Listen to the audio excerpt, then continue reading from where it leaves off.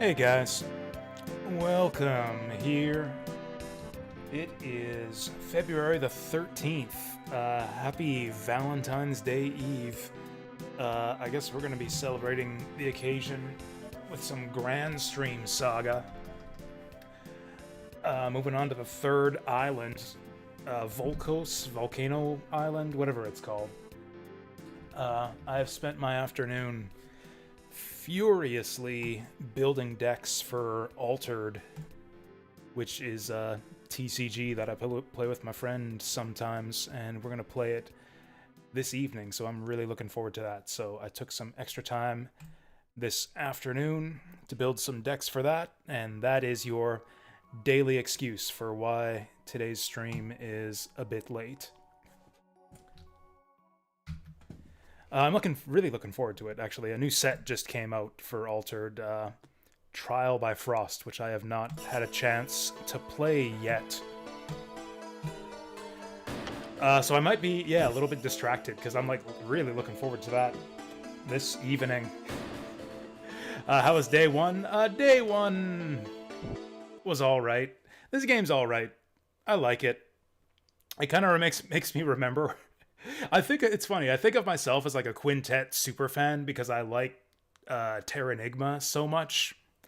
But then when I go and look back on their other games, I like them about as much as I like this one. Like, it's okay. They're okay. Kind of an equal mix of like fun stuff and interesting ideas and like tedious jank. And the biggest thing is arbitrary plot flags. A lot of old Quintet games had... like super weird specific plot flags where you just end up wandering around forever trying to figure out what to do. I remember actually even doing that a lot in Terranigma back in the day. Actually, you know what's another Quintet game that I totally forgot about that I actually really love? ActRaiser 2. I'm like kind of lukewarm on ActRaiser 1. Like, I like it. It's a good game. Probably one of the better Quintet games, actually. But I really love ActRaiser 2. ActRaiser 2, I think, is just brilliant. Once you get the hang of the control scheme, that game is so fun. But it's also really, really challenging. So it has an incredibly steep learning curve. Did I turn the game audio back on? I did. I guess we just got no sound till we get back into the game. Okay, back to the town of Pikmin. Oh, you know what? I think I'm... Oh, was I pressing the wrong button? I guess I was pressing the right button. Like, the spell system's really cool in 2, too. You got all these different spells you can cast. Honestly, just talking about it kind of makes me wish... So how does it taste? Kind of makes me wish I was playing ActRaiser 2 instead of this. Oh, I'm sorry, BioBilly. I haven't played much... Yeah, I pressed confirm, or cancel instead of confirm. I haven't played a lot of Illusion of Gaia. I tried it out in an emulator once for like maybe an hour, maybe 2, and it didn't really grab me. So I stopped playing it, and I never went back to it. I think I might have gotten lost. I think I might have hit like one of those dumb plot flags where I couldn't figure out what to do, and I just said fuck it, and never went back to Illusion of Gaia. I really should play it. It seems like the kind of game I would probably like. I've seen some debate online, some people going back and forth on whether Terranigma or Illusion of Gaia is better. And some of the stuff people were saying about Illusion of Gaia made it sound really interesting. It has like some of the... Oh, you know what? I think we might have missed a spell. Curiosity got the better of me. I went and looked on a Game FAQs walkthrough for this game just to see if we missed anything. And I think we might have. I think there was an item that gives us a magic spell in one of these shops that we can't get anymore now that the shops are all apparently gone forever.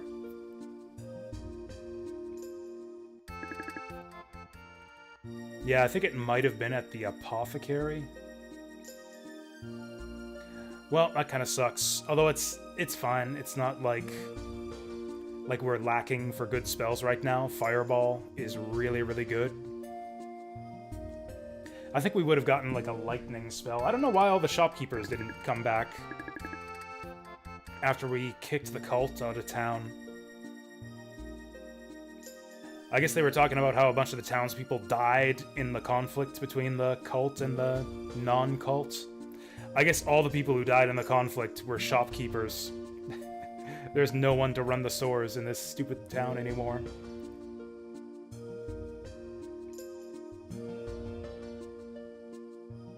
You know, even ActRaiser 1 had a bunch of, like, weird spots where it's kind of hard to figure out what to do next to advance the story.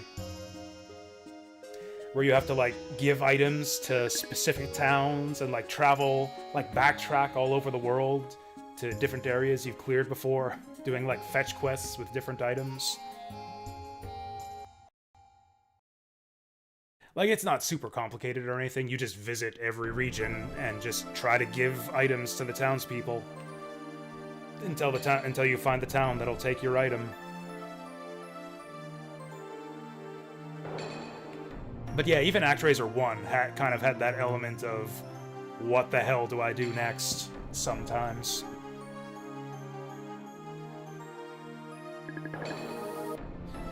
Alright, off to Volkos.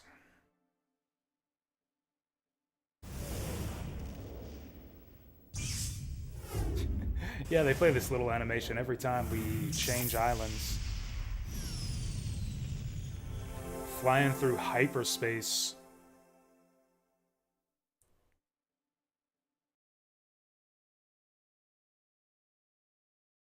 You know, it's funny, the thing I like most about this game is probably the combat system. I mean, that and the graphics. To be honest, I think the graphics look really good.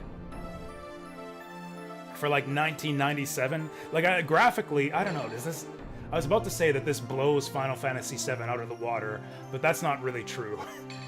Final Fantasy VII, I think, has much stronger, like, art direction, but like on a technical perspective, like, this game has much more detailed character models and, like, full 3D environments with full camera motion and everything. Like, this game's much more technically impressive, I think, than Final Fantasy VII.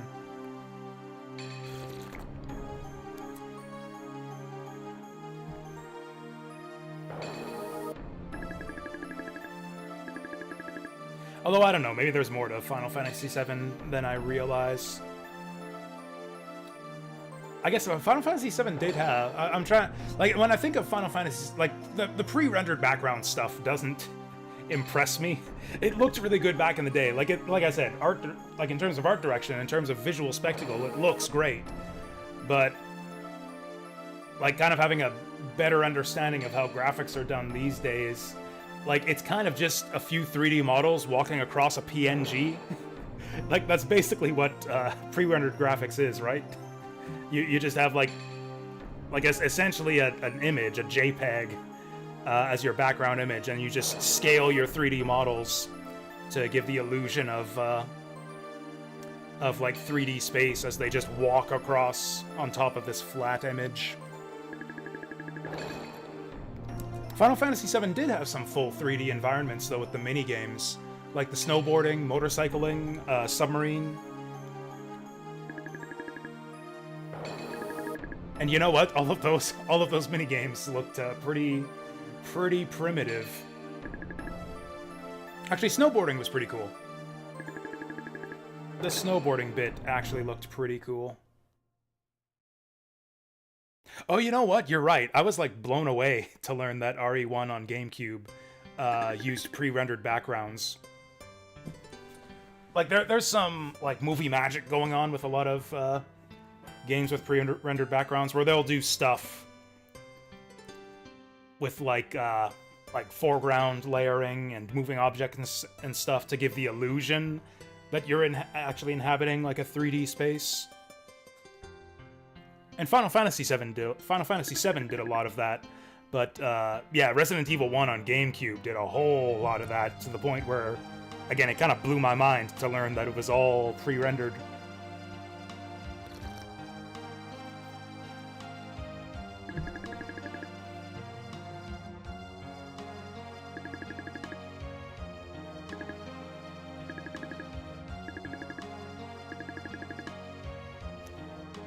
Oh yeah, so like I said, we're playing this game in the standalone version of Duck Station, which I've never done before. One cute little feature that I saw before the game is, you know how on the PS1, you had the PS1 memory card? Like, you know, if you don't have a disc in the system, you turn it on, and you can load up your memory card manager. The PS1 memory card had 15 blocks on it. Like, it didn't even measure like save files in kilobytes or like file size or anything. It measured it in blocks, and you had 15 blocks on a PS1 memory card, and you could see your blocks laid out on a grid, and each game would have its own little icon for its save blocks on the memory card. And anyways, one cute little feature that Duck Station has is like the icon for the game window in Duck Station on your desktop is the memory card icon for the game you're playing. So for Granstream Saga here, it's this little green duck. Like this little green duck's face is the memory card, is the save icon for Granstream Saga. And like if I go to my desktop, you guys can't see it, but like that is the icon for my Granstream Saga game window in Duck Station. I thought that was a really cute touch. Oh yeah, that's right. The GameCube had blocks too. That's crazy. Although the GameCube memory cards had like 128 blocks, right? It wasn't like 15 blocks. I think that the GameCube memory cards had over 100.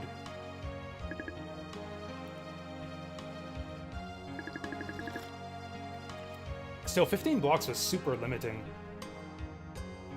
Like, it wasn't a huge deal for me as a kid, because I just rented games all the time. Like I didn't own very many PS1 games. I had Final Fantasy VII. I had Klonoa. What else did I have? I had Crash Bandicoot. What else did I even own on PS1? I guess eventually I got some other RPGs. I got Star Ocean. Actually, I had a lot of RPGs on PS1. But anyways, for a long time I only owned like 3 or 4 games, which was enough for one memory card, but I would rent games like every other weekend. So I had to keep on deleting save data from the games that I would rent. That's why I would rent them like multiple times in a row until I finished them. This is like, I gotta finish this game so I can delete the blocks for it off my memory card to make room for the next game. And then I got one of those third-party mega memory cards that has like, I think the one I had like 25 pages of memory. It had like an LCD screen with a couple buttons, and it was basically a bunch of memory cards in one. Yeah, I think it was 24. Yeah, I think it was like a 24-page memory card. It's like you could toggle between like A, B, C, and then 1 through 8. So like I said, yeah, it was like having 24 memory cards in one. You could go to like memory card A1 by pressing the buttons, or C3. And I pretty much just about filled that sucker up by the time I was done renting PS1 games. I am not a bird. That's it right there. That face is the save icon for this game. You know, it's funny. He keeps on insisting that he's a spirit beast, and yet we've never actually seen him do that transformation ever since that one scene on the Imperial ship. Like, we rode the bird, he transformed into the Guardian Beast, and we flew him to the tower. And I was like, oh, this is our flying machine. The bird is gonna turn into a big bird and fly us between the islands. But instead he just flew us to a tower, like a flying tower, and then the tower flies us between the islands. So, like, yeah, there's not really any reason for the bird to do the Guardian Beast transformation thing ever again. Oh, A Tale of Two Towns.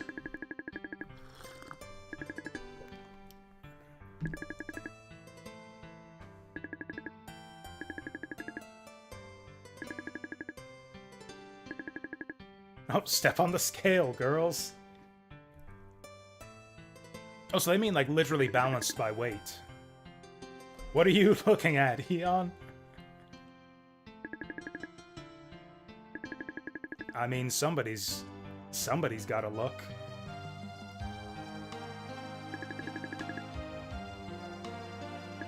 This is funny. Sorry.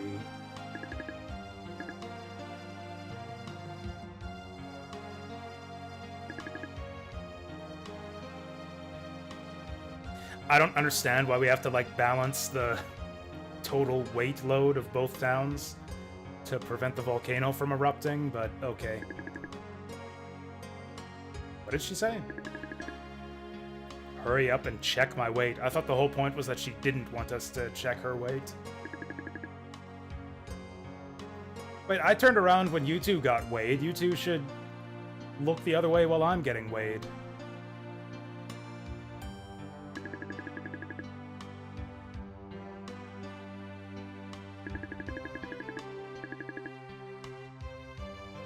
Okay, here we go.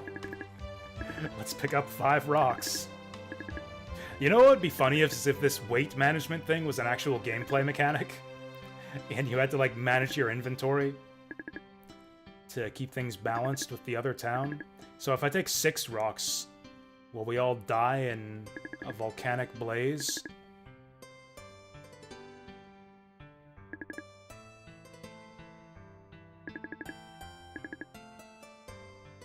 No. I want my 6 rocks. Oh, okay. I guess I gotta give him my rock.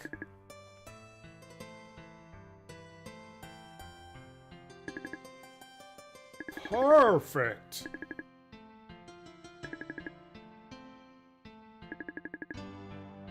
Okay, so they're gonna go to one town and I go to the other town. So is that the idea? Those 5 rocks weigh as much as one of the girls? So the 2 girls go one way and me and my 5 rocks go the other way?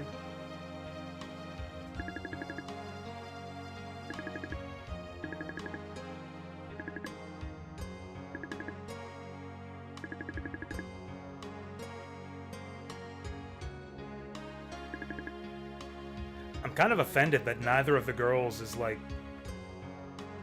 fighting or arguing with each other over who gets to travel with me. They're just like, oh, yeah, let's travel together and leave Eon by himself.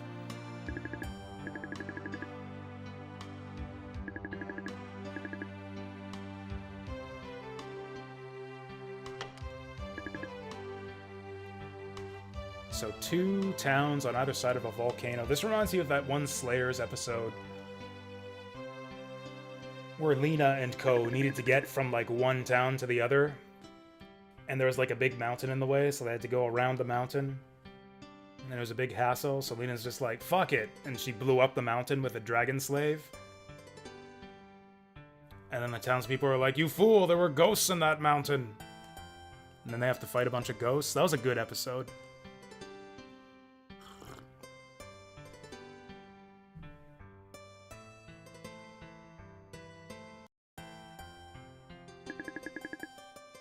There's one bit in that episode during the ghost battle where Amelia's dad just grabs up, like, an armful of ghosts and just suplexes them all at once.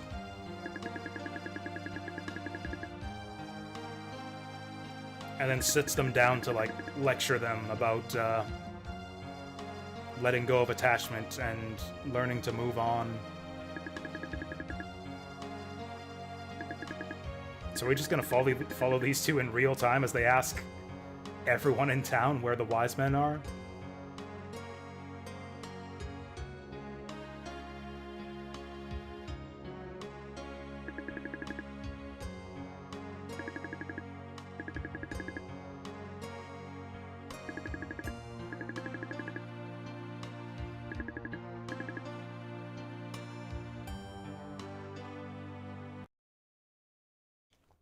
Vangal Battleship? Yeah, it's been a while since we've seen these guys.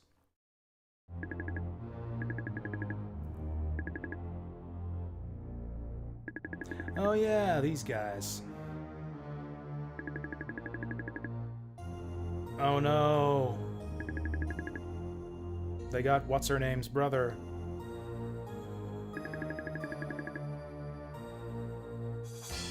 Oh shit. what's his name? Slazer killed all of his friends? All of the other pirates? Wait, except we met the other pirate guy. His lieutenant got away and saved us from that one cave.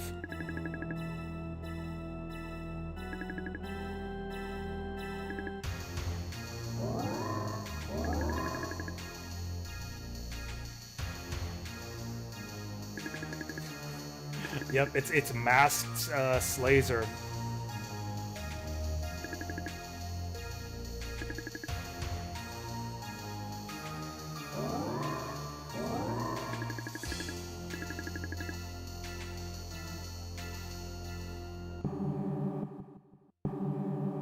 Oh, alert, alert.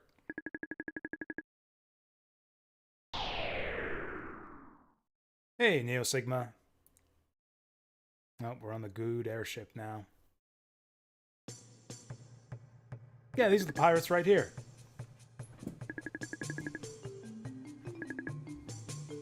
Laramie, why can I never remember her stupid name?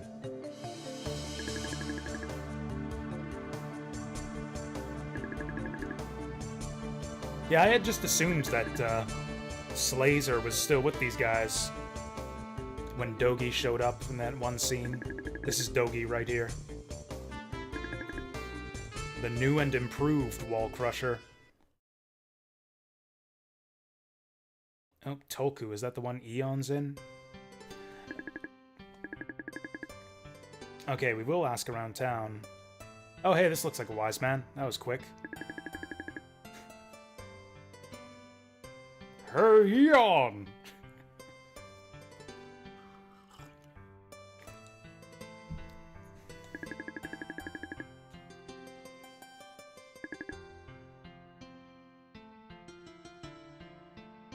They really are sailing away, too. They are literally sailing away as we speak. There's nothing but old men everywhere in this town.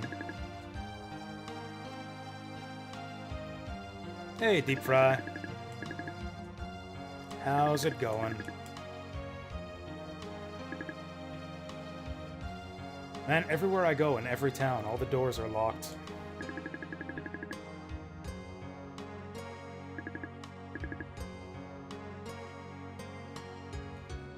She's just spinning around in circles like Thelonious Monk.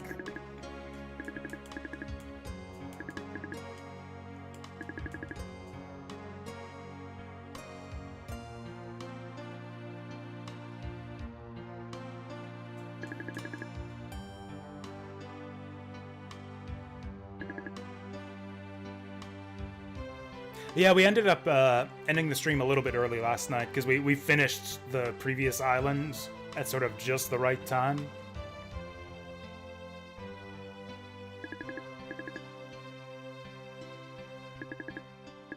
It just kind of worked out that we hit a perfect cutoff point, moving from one island to the next. Also, I wanted to spend the evening making decks for Altered, which I'm going to play with my one friend tonight. And I did do that, but I spent even more time this afternoon making more decks. I got 3 of them. Apothecary. Oh, okay, Recoded is good so far? That's good. How many stars? To be honest, I've given Granstream Saga 2 stars so far. So in my spreadsheet of all the games I've streamed, I used to have a policy where I didn't rate games if I hadn't played a substantial amount of them. Like, I wanted the star ratings to have some sort of weight behind them. So I would just leave the star rating field blank on the spreadsheet if I didn't think I had played enough of a game to give it a fair rating. But at some point, I decided I didn't give a shit about any of that anymore, so now I just rate games, like, immediately when I play them, no matter how much I've played. The idea being that I can always go back and change it later if a game ends up being better or worse as I play it more.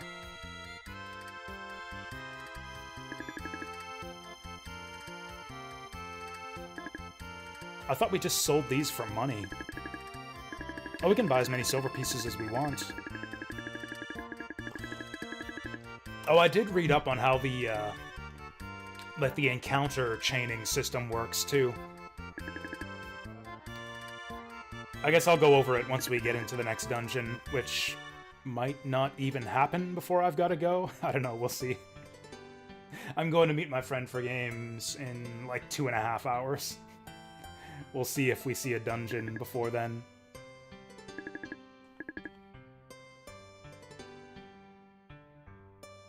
Better than Birth by Sleep by far. Oh, so far. Okay. You liked Birth by Sleep, right? But yeah, I've honestly given this game 2 stars so far. It's fine. It's got some interesting bits. It's got some pacing issues, which is maybe my biggest problem with it. Like, I wish there were more emphasis on dungeon delving, because I think that the combat is the strongest element of this game.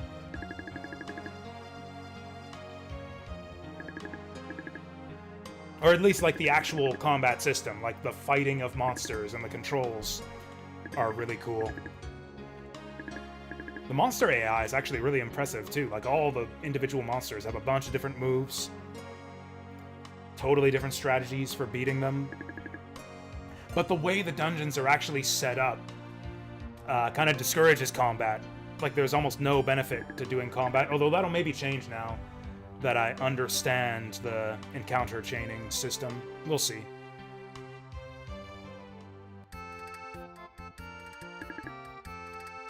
I don't know, I appreciate that they're trying something different here, but I wish it was more of a traditional system where you just get experience for killing monsters.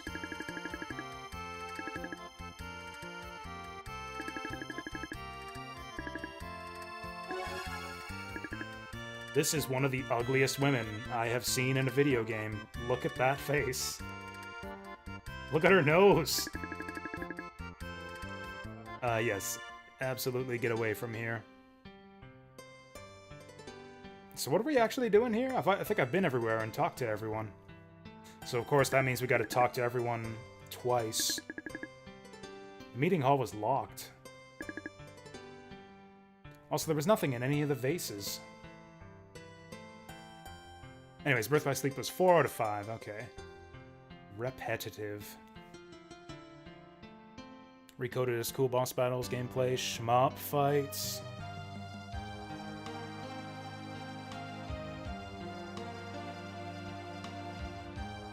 You know, the original Kingdom Hearts had shmup battles, didn't it? I totally forgot, but yeah, there was the whole gummy ship system. Where you, like, basically make your own little shmup fighter out of Lego bricks.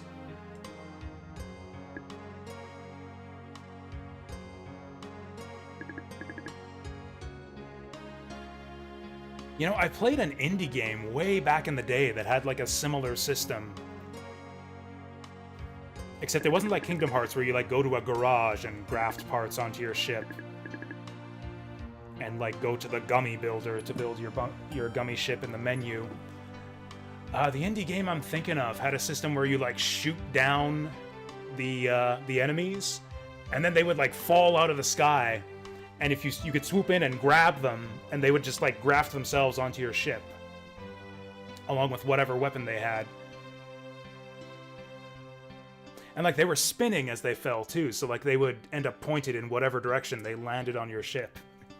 It was almost like Katamari meets a shmup. Oh, I guess this house is suddenly not locked anymore. I want to say it was called Gummy Fighter or something, but that's not it, because that's the name of the minigame in Kingdom Hearts.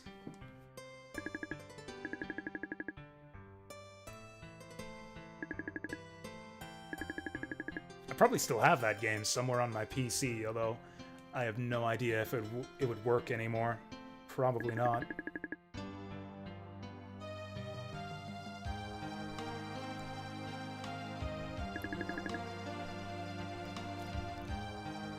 "2D Mario-style boss fight." That's something you don't see very often as like a mini-game within another game. Lots of games have shmup mini-games. Not a lot of games have 2D platformer mini-games. Ooh, sphere grid level-ups. I always like that. Sphere grid's a great system.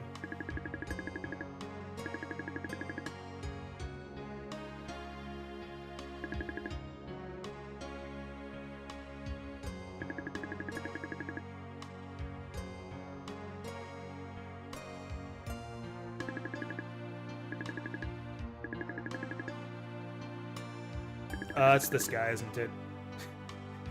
This old fart is zero ass, isn't he?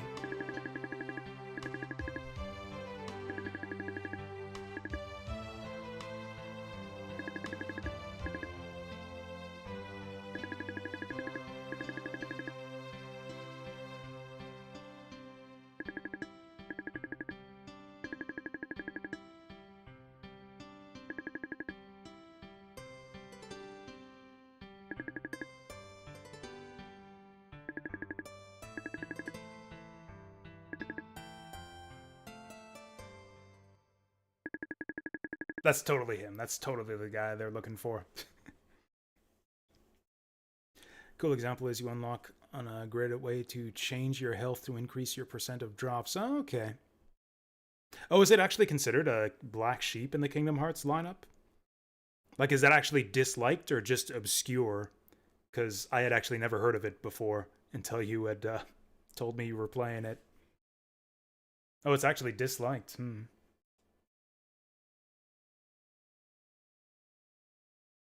You know, that's like me and ActRaiser 2. ActRaiser 2 is generally regarded as being a terrible game. Cloud move like some kind of a ship. Gandor. Huh? Like one of the a terrible sequel to ActRaiser 1 and one of the worst Quintet games.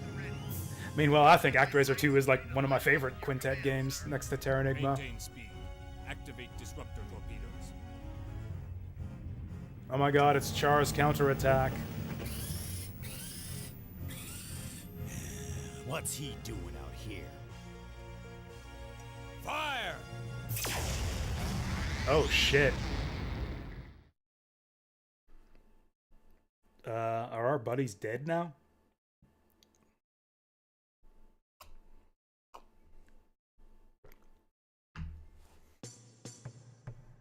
No, they're fine.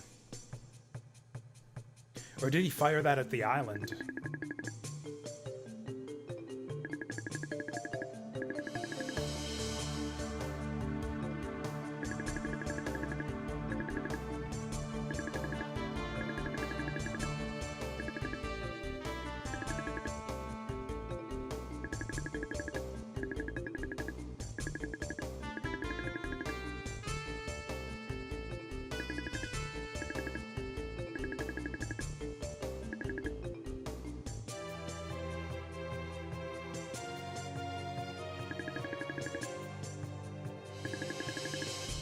What the fuck? Why did they do that?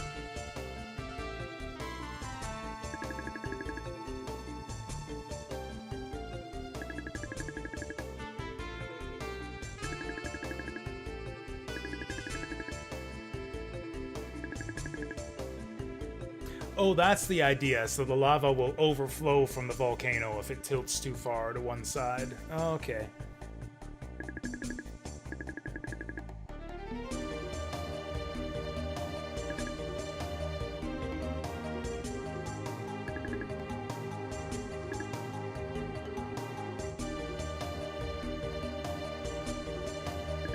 Actually, the mysterious masked,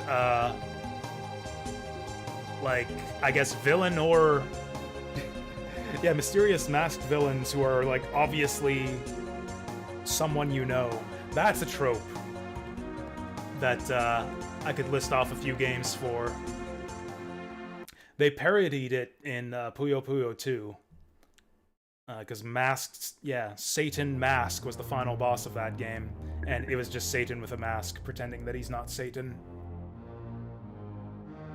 There was Mystair in Lunar, which was, spoiler alert for Lunar 2, but that was Leon's secret identity.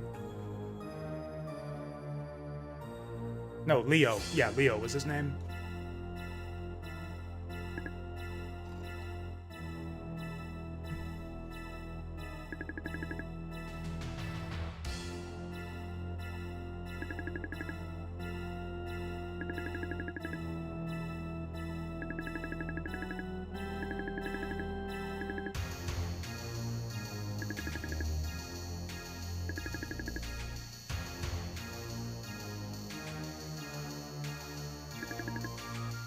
Why is he so evil? I thought they just brainwashed him into following their orders.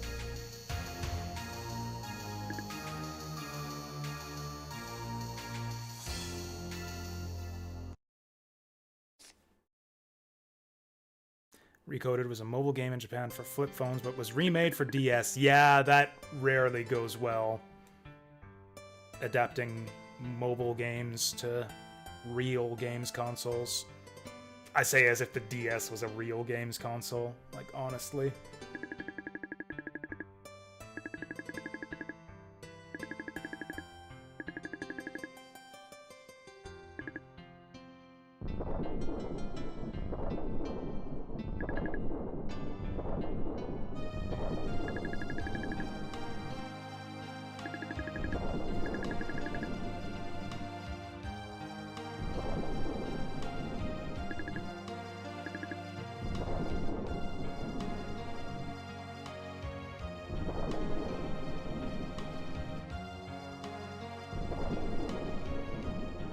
What an empty building.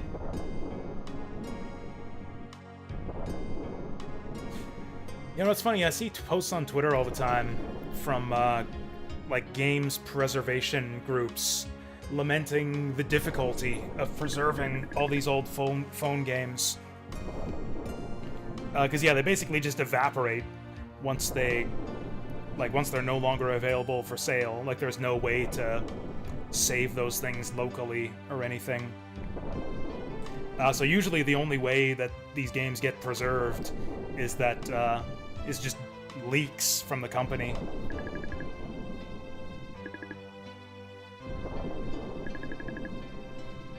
Yeah, someone inside the company just leaks the files for these games to these game preservation groups. And you know, it's noble work. There's like an element of historical interest, I think, in preserving all of these old phone games, and yet I really don't give a shit. Like, it's mobile games. These games are all garbage. So, like, I personally don't give a fuck. I feel like it's a lot of waste of effort trying to preserve these phone games. But anyways, one simple way that they get preserved is like getting ported to real platforms. Hear about it? A giant ship just landed here. Huh? We better go check it out. Yeah. What's going on here? Gandor asked me to check on you. Be careful. Mommy! Don't worry, I'll be all right. Don't you let Arcia out of your sight. Gandor! What are you doing on Volkos? Eon, Slazers fired a disruptor torpedo into the volcano from Vangel. He's making a lot of assumptions about Slazer being This eruption brainwashed. will flood both towns below. I mean, with he's molten right, lava. but We've got to try to save at least one of them. he doesn't have too much reason to think that. See, the thing is, there's this Mega Man Legends mobile game that people have been working hard to preserve, and I think they've got it. I think they got pretty much the whole thing available for download on their site, if you can get an emulator for this one specific type of Japanese mobile phone. And, you know, it's Mega Man Legends, so I've looked, you know, I was like, oh, Mega Man Legends stuff. I'd be totally interested in this. And then I looked at the game, and I was like, maybe not. This is kind of garbage.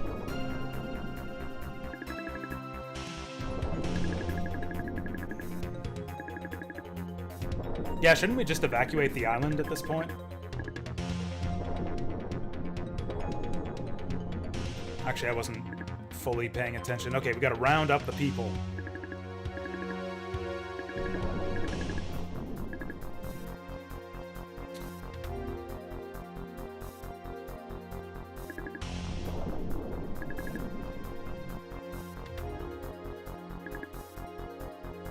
Oh, we gotta take them one at a time. I wonder if we have, like, a time limit here. I mean, I don't know. Maybe we don't go for the old people first. Maybe I should try to find the young people. Yeah, there's like that one bit from Diablo 3 where you gotta rescue the refugees. When Belial or whatever is attacking the town.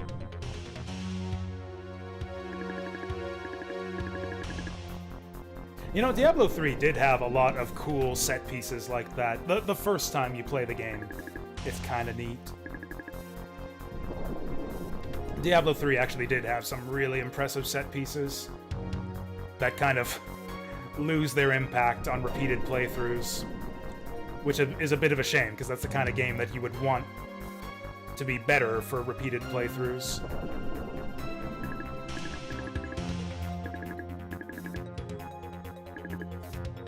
Rescue all the pigtail girls first. Oh no!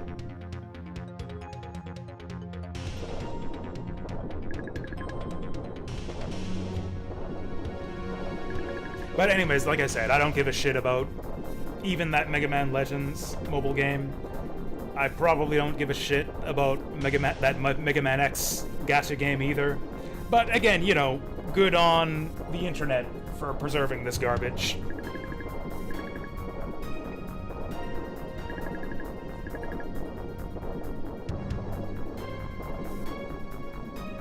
Is that it? Did we not make it in time?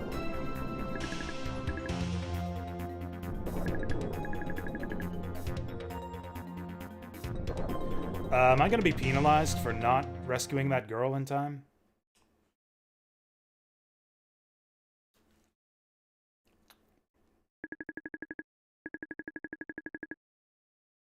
Seriously? They'll be safe inside the meeting hall. It's the one building in town with lava-proof walls. I hope that little girl made it inside.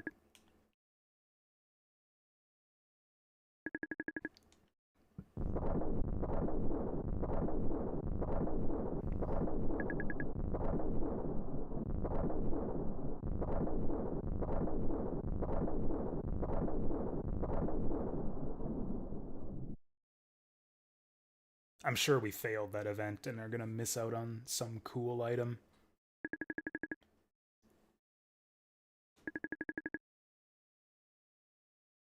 Oh, or I guess the inhabitants were saved anyways.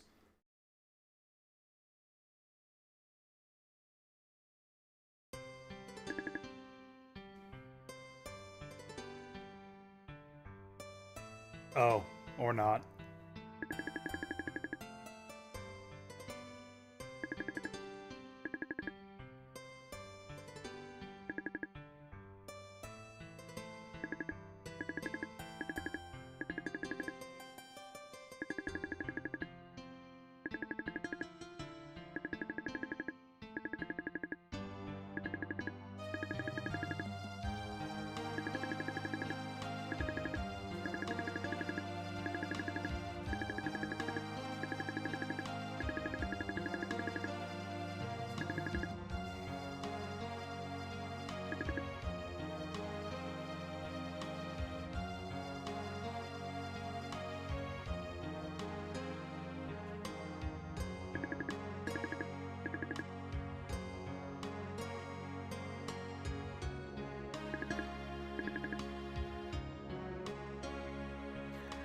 The other little girl's not here. I think she's dead. I didn't really save that many of them. We got a sacred stone. We probably would have got a better reward if I would have rescued more of the townspeople. We got Heat Storm. That's a bit expensive.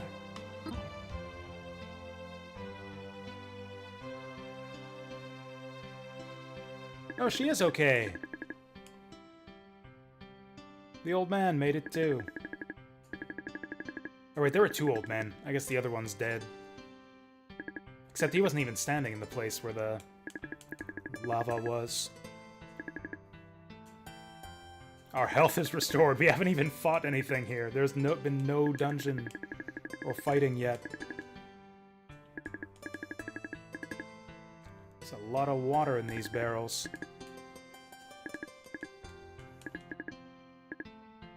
Ooh, 3 dried herbs. Jackpot.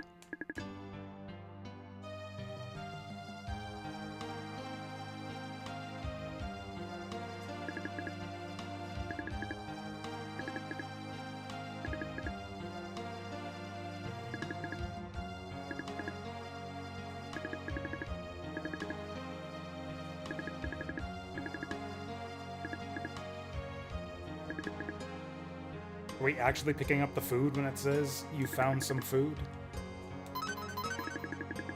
Oh, we got a lot of stuff in our inventory now. Also, this fishing rod that we never figured out what to do with. Oh, is that what, is that the game that Zap's talking about, Tiga? Mega Man X Dive?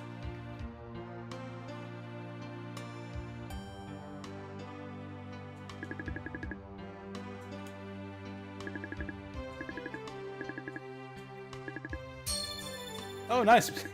The apothecary burned down, so we get some free stuff from the ruins of the apothecary. Plate armor. 65 defense! Oh, that's a good deal.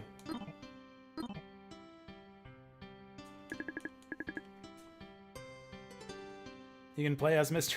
You know, I think that game's probably the source of a bunch of, like, quasi-lewd artwork I've seen of a bunch of Mega Man characters.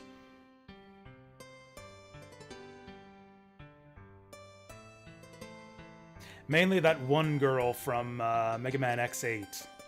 The Navigator. The tall one with the underboob.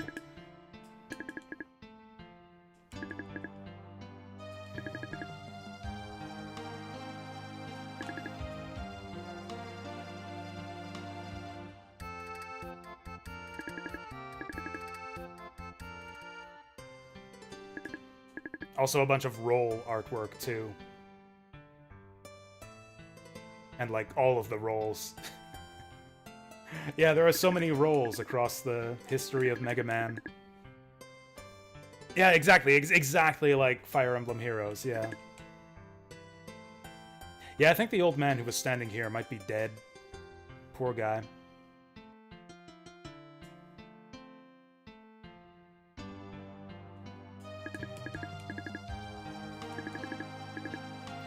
I mean, we know what the stones are for.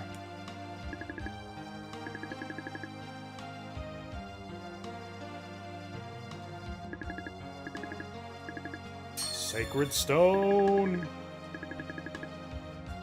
We got evil stop!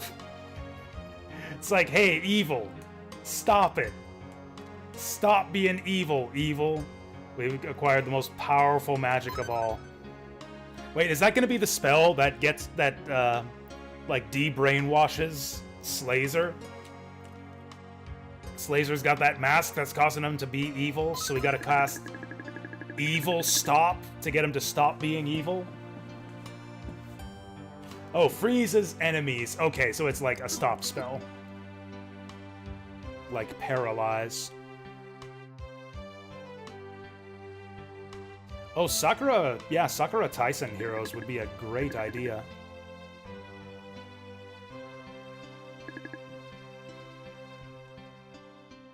How many different girls are there across the history of the franchise anyways? Because I was looking at Sakura Wars 2, and I think it's pretty much all the same characters that were in the first game.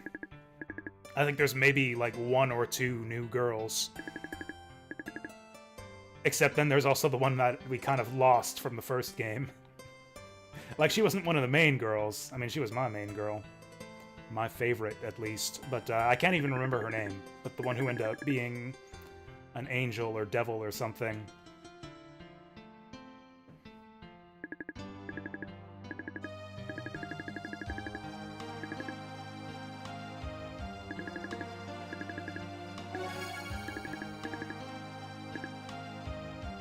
Yeah, what's her name, son?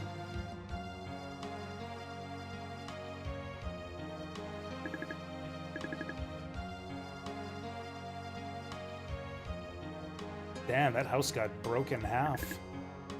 Oh! Oh, this guy doesn't appreciate me trying to steal his stuff. I don't want to steal it, I just want to touch it. So I can download it.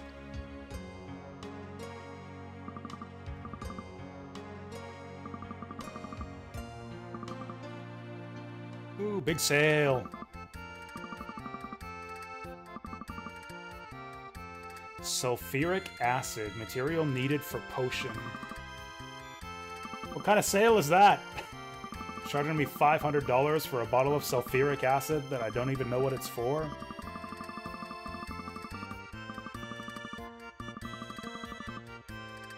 Oh yeah, so one thing I saw online, apparently there's like a super powerful, basically cheater sword you can get very early in the game.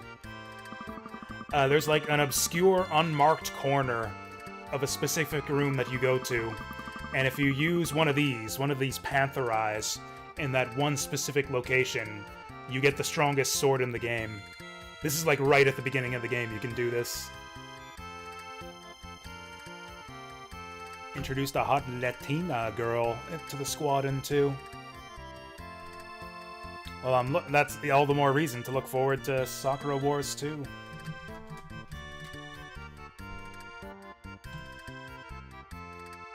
Oh yeah, there she is. Yeah, there's two. It looks like there's two new girls in Sakura Wars 2.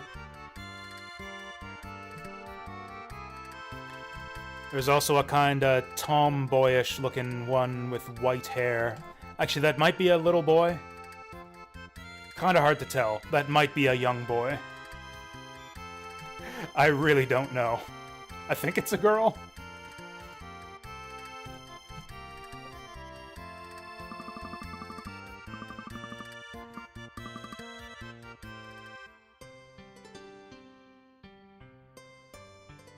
Yeah, I was just gonna say, it's kind of redundant having another tomboy with Kana on the team already. I'm actually gonna buy some more of that sulfuric acid. Oh! Ancient Mystery Stone. I'll take it. Wait, does he randomize what he has for sale? Oh, we're getting like all the magic all at once here. Okay, so we should keep trying to save our money, because apparently you can buy spells and useful things in the shop sometimes. Ooh. Yeah, I guess I'll keep saving my money.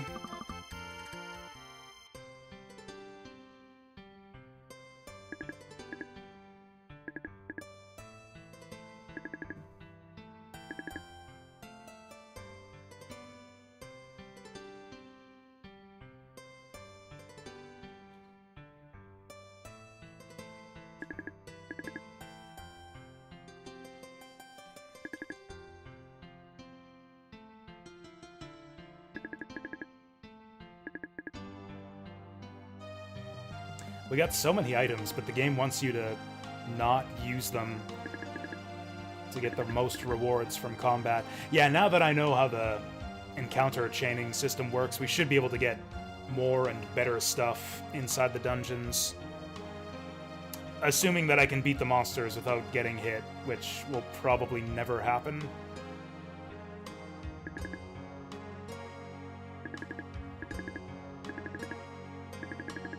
Oh no, Laramie's gone.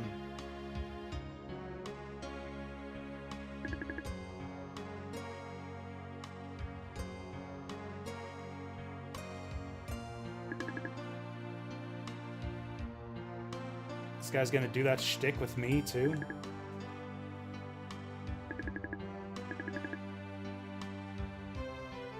Ooh, a dagger. Holy knife. You know, oh, hey! We haven't actually had a dagger yet. There are 3 types of weapons in this game. Swords, axes, and daggers. This is our first dagger. I'm assuming this is a dagger attack. Oh yeah, so we learned that rotary cut before, but I couldn't figure out how to do it. Like, the input wasn't working. I looked that up, too. The reason the input wasn't working is because it's an axe skill.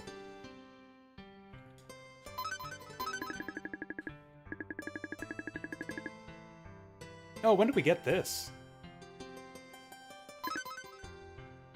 Oh, that's right. We got it at the same time we learned that rotary cut. I should have put that on.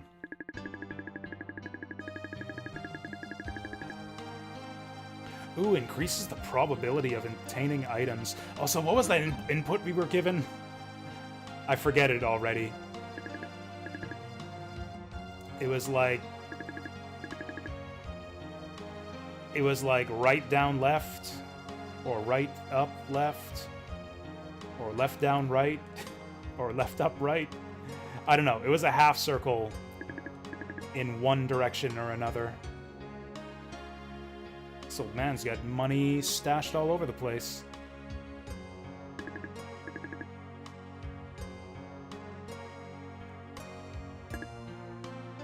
He's got books. That's a nice little touch. The old man with money stashed in all of his pots also has a book on his shelf called How to Make Money. Did I hear about Armored Core 1 to 3 come? Yes, I did. Yeah, someone told me about that yesterday. This guy's got money stashed all over the place.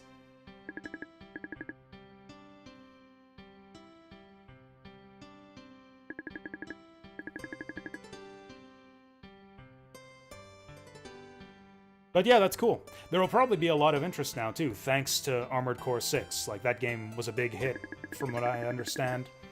So we'll probably get a lot of people curious to see the series' origins. I don't know how much they'll enjoy those old games. Like, they're great, but, like, definitely a very different kind of pace and control scheme compared to Armored Core 6.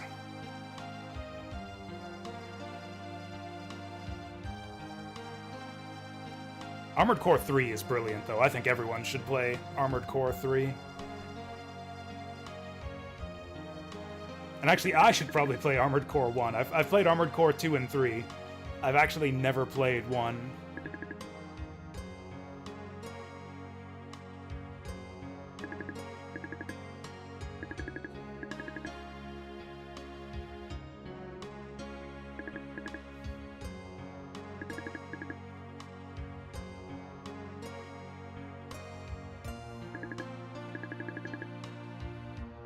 Oh, this mayor seems like a douchebag. I don't even feel bad that I stole all his money.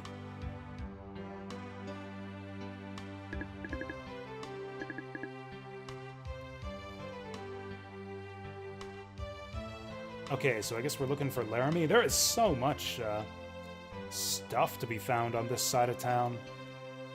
We've been up here already. In fact, let's go save, since we found all that stuff.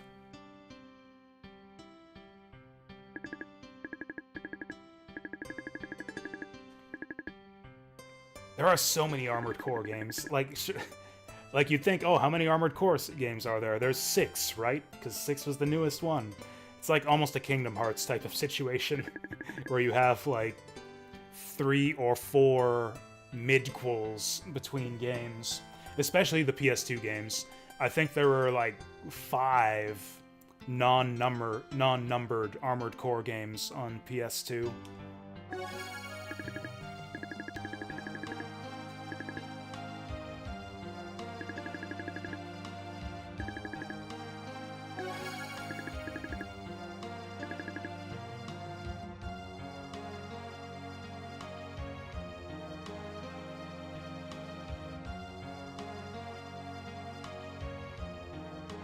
And yeah, I haven't actually played most of them.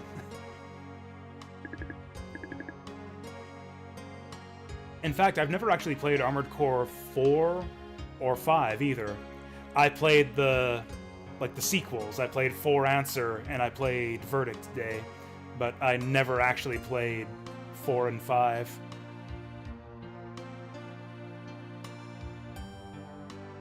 Both of those were PS3 games, so I could actually probably emulate them in RPCS3.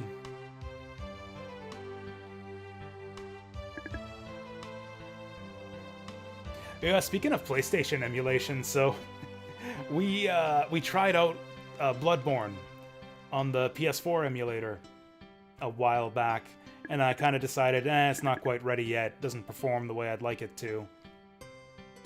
We'll wait till like later in the year to see if they progress the emulator at all. I actually deleted like the emulator and the ROM of Bloodborne from my computer. I don't have them anymore on my computer, and I kind of regret it because I realize now that the main issue with the performance was probably just my CPU not running to full speed due to the overheating issue. I bet you that game would run much, much better Now that I've got that new CPU fan and cleaned out the inside.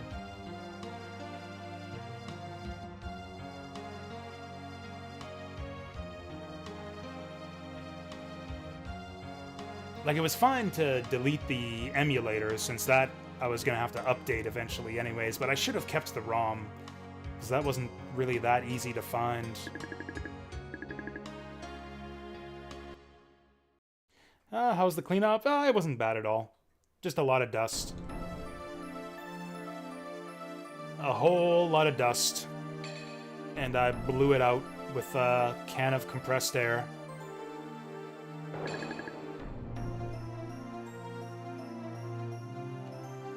And then I vacuumed the floor afterwards. Actually, there's still a bit of dust on my table. Which I probably should just wipe down. I guess we go back to, what's his name? Not Dogi?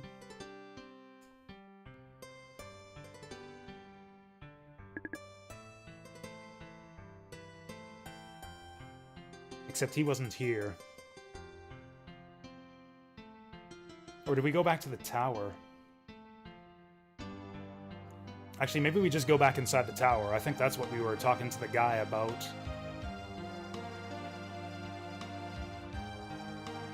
Unless he's still hanging around town somewhere. Man, we got all this new, like, gear. All this new gear and magic and sword skills and stuff. I want to use it.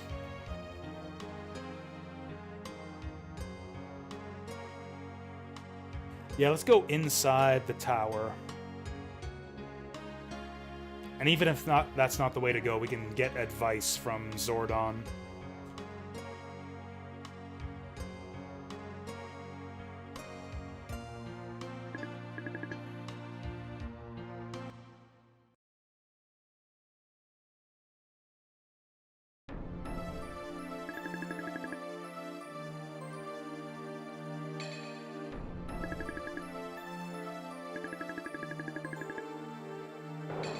Talk to the person at the way station.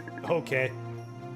I didn't think he was all that important, but I guess the next plot flag is the guy who operates the scales. Man, thank God for Zordon. I would never know where to go next in this stupid game without him.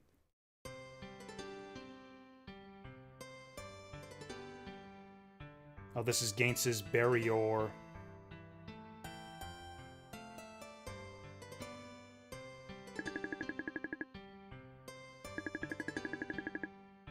Oh, right, he was worried about his missing daughter. I guess she fell into the earth. Sucks to be her. Oh, we're gonna have to go after her. I see where this is going.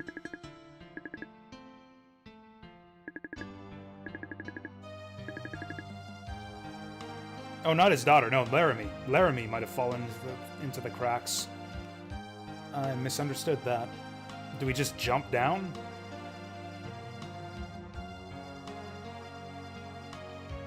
Geronimo!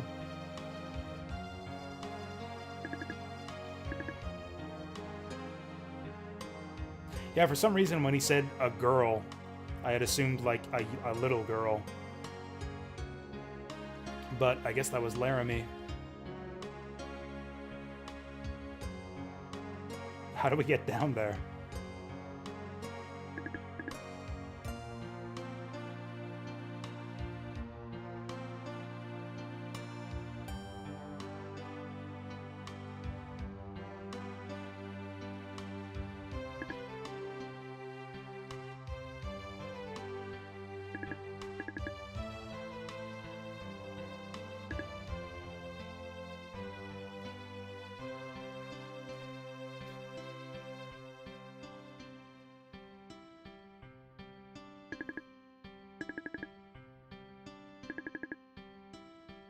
Okay, but how do we get down under the cracks? Maybe we can move there from the map now?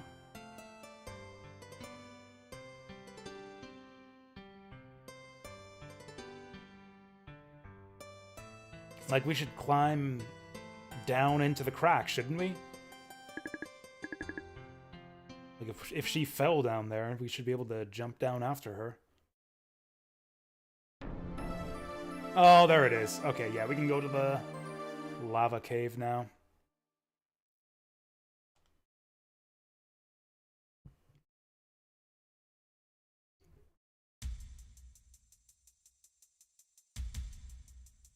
Oh, damn.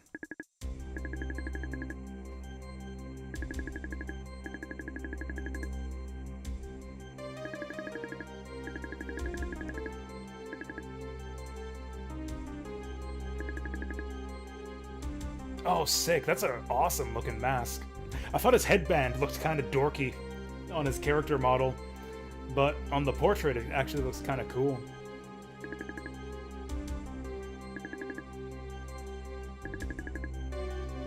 They say he's brainwashed, but I bet you he's like possessed by an evil spirit inside the mask. Or maybe the mask has some kind of brainwashing technology, who knows?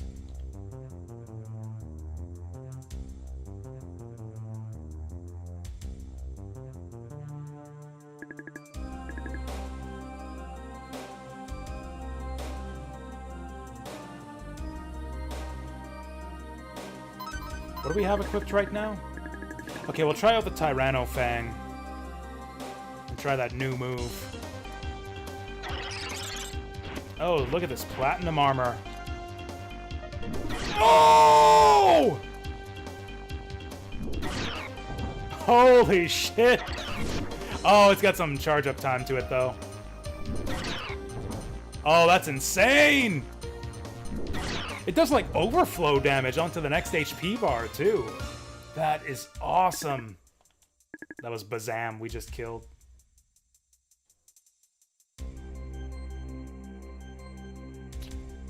Alright, let's do it again. Okay, so to get a proper chain going... Fuck! We have to not get hit.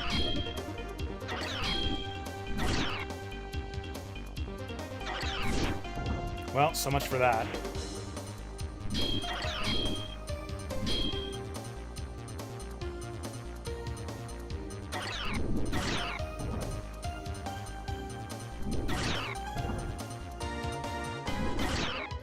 This is insane.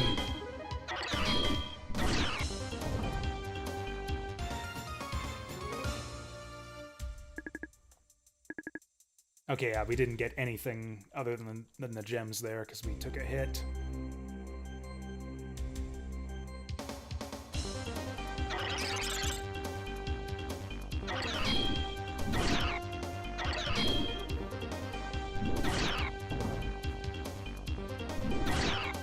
This is actually overpowered.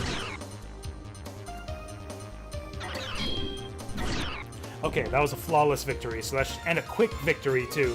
So there is a hidden ranking system in this game where you essentially get ranked after every combat. It doesn't really tell you that you're getting ranked, but yeah, you will get better drops from enemies based on how quickly you kill them, how little damage you took, whether or not you use special moves or items or magic in the combat.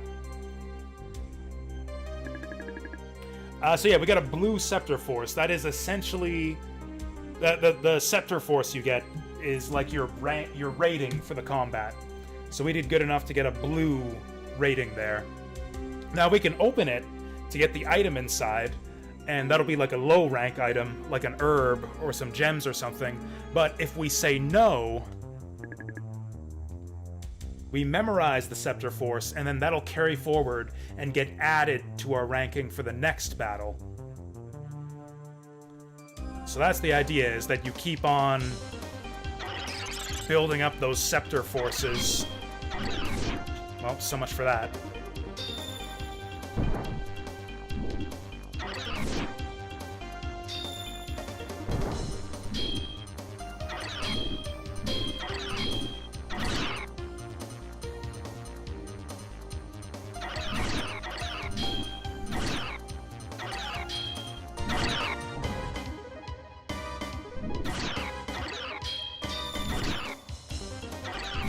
Shit!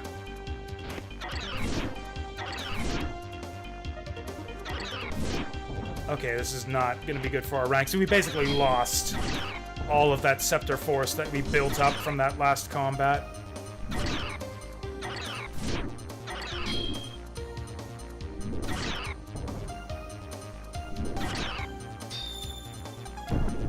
Ha! Mine's better. Okay, so that sucked.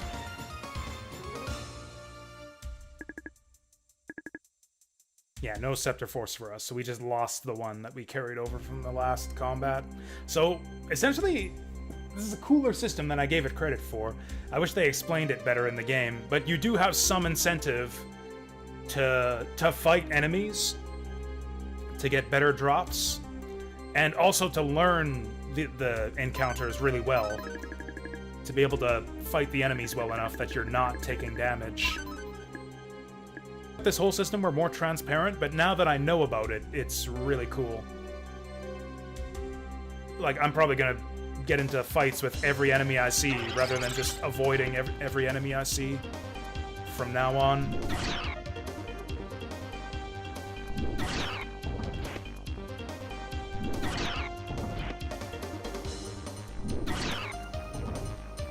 Okay, so that's gonna be worth a scepter force. Okay, we'll build that up.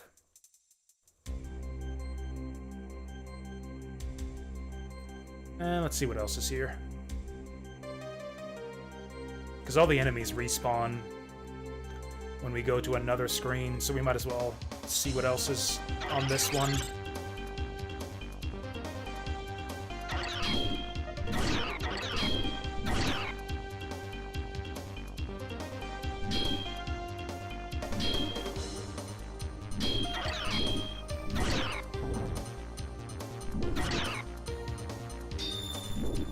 Oh, that was close.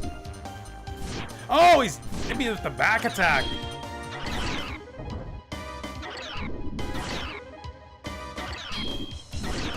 Okay, that was not good.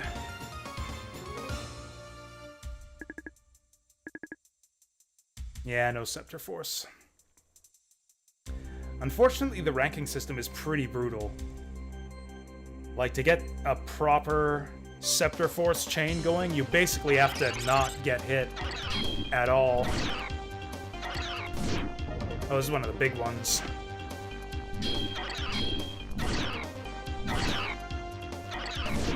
Oh, he's got the range. Fuck.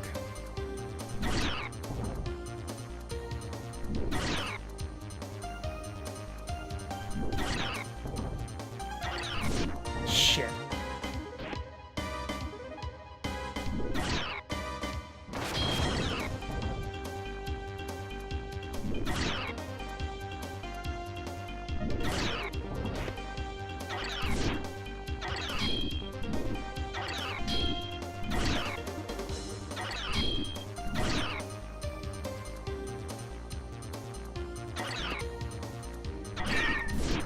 Oh, you can only hit him from the front.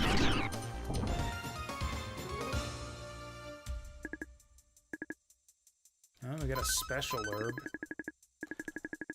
I might as well use a dried herb. Okay, let's try out our new holy dagger.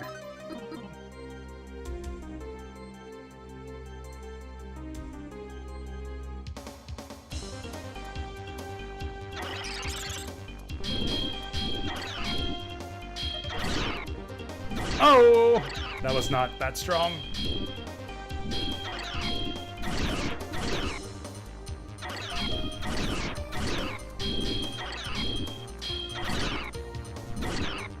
This thing is not that strong at all.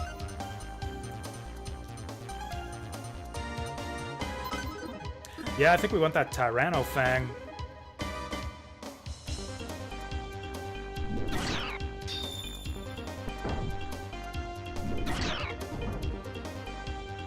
Yeah, the inputs are actually really easy to do once you have the right weapon equipped.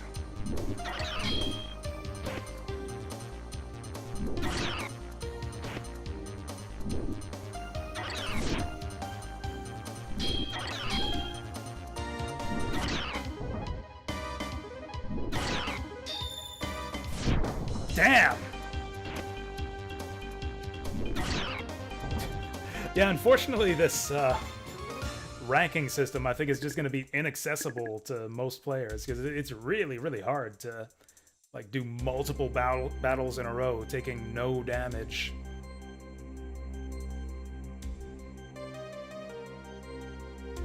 Yeah, I have not been able to put my newfound knowledge of this game's ranking system to use at all.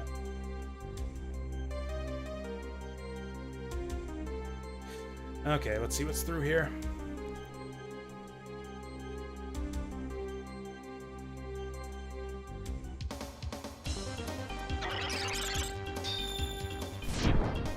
There wasn't really a whole lot I could have done about that.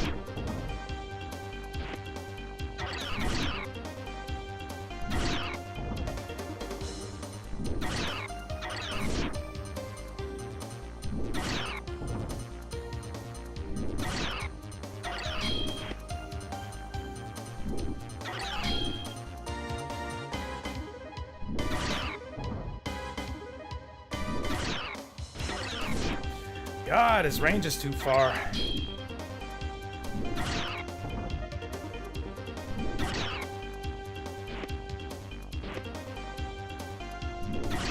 There we go.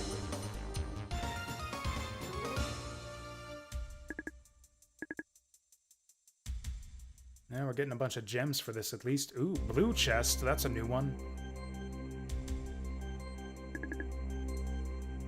Oh, what do we got? Silence.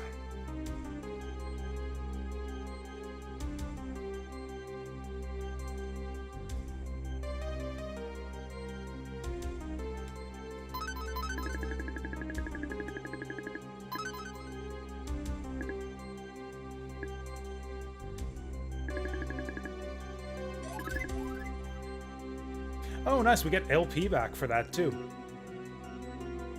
I did not think we would. Get away! Nice.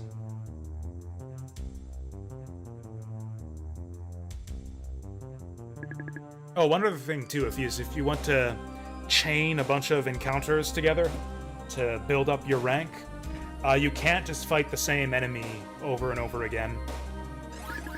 Like, you can fight the same enemy type, but like, you know how it respawns the encounters whenever you leave the screen?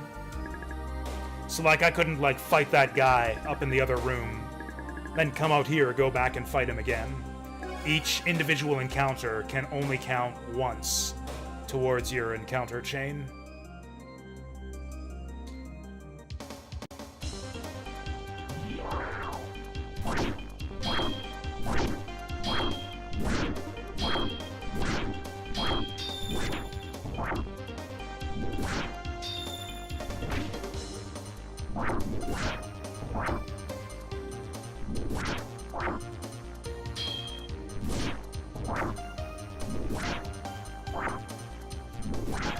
Okay, we got that guy's number.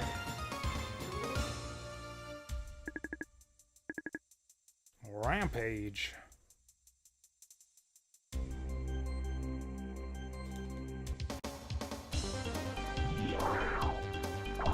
Oh, I should have known.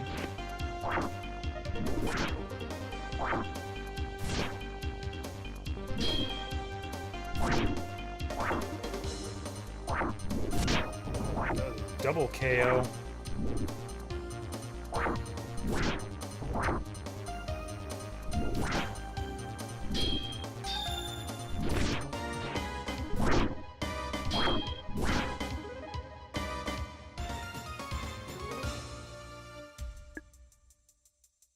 We got nothing for that.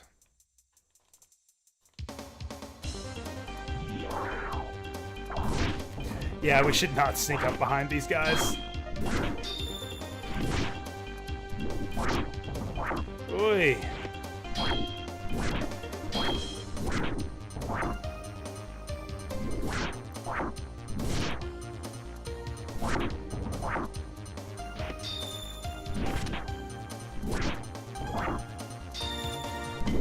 Shit. Okay, his special is better than mine. We are fucked if he gets us in the corner. I cannot do anything about that tail whip.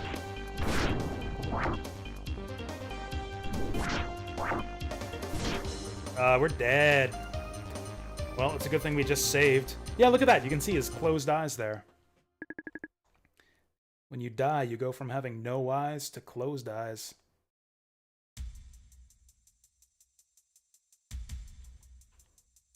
Okay, so we want to approach these guys from the front.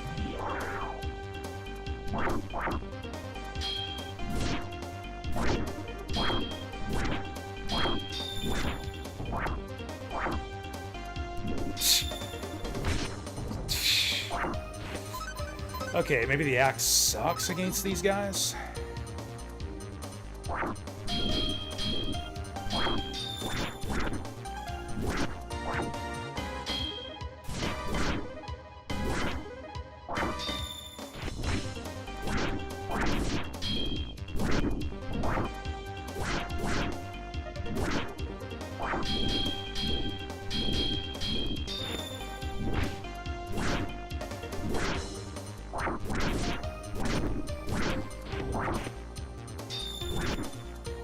Love the way he runs up before doing this one.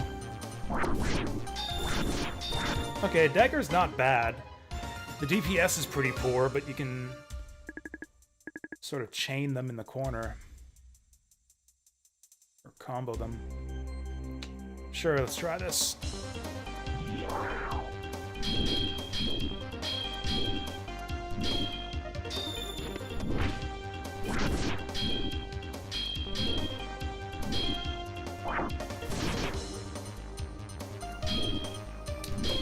I did like how the axe broke through the enemy's guard.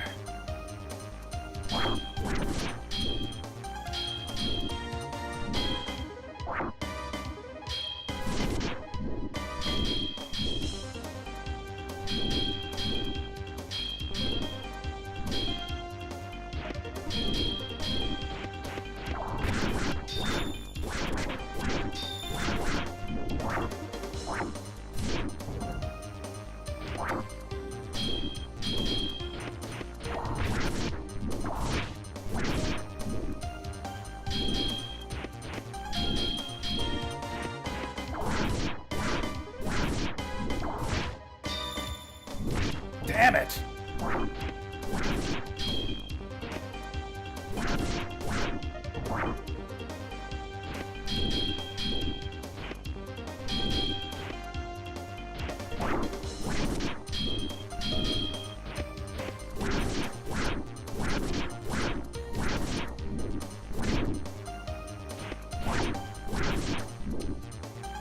Can almost kind of get him with the dagger. If anything, this rank system kind of makes me like the combat less. I liked the challenge of the combat, the back and forth. The kind of like it's almost like a one-on-one fighting game.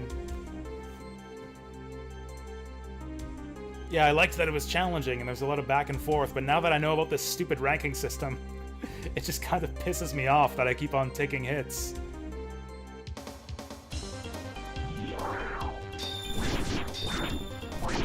Yeah, this whole encounter chaining, like chaining perfect, like flawless victories together, like might as well not even exist. It's just impossible.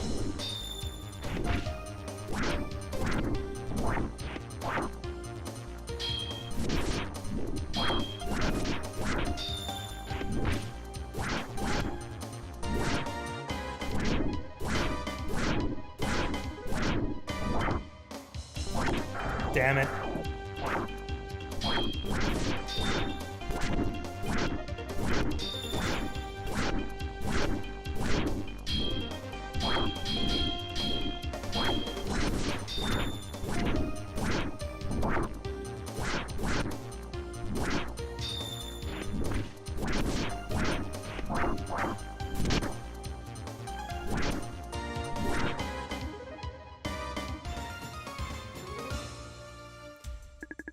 I don't know. I prefer the speed of the axe. It's a lot clunkier and you take a lot more damage, but you do kill the enemies a lot faster.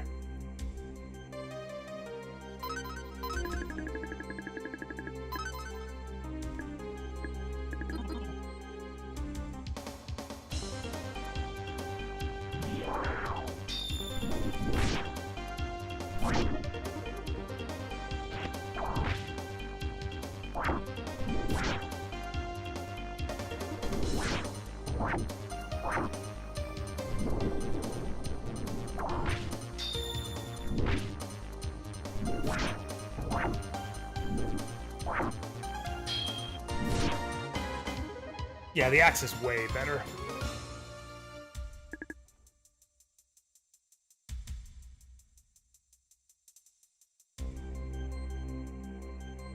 And that's where we started.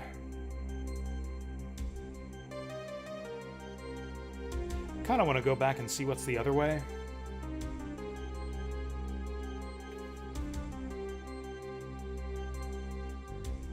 Hey, we dodged him. Because I know there was another exit to the east.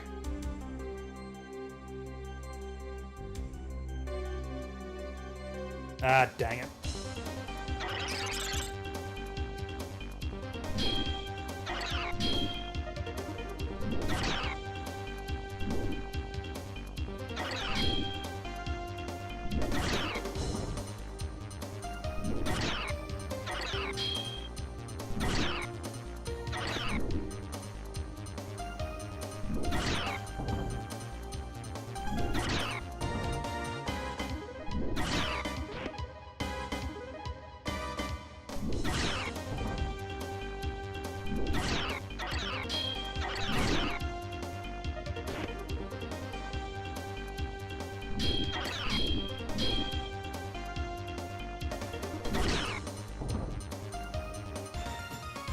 I wonder if that'll count. I think that was a flawless victory.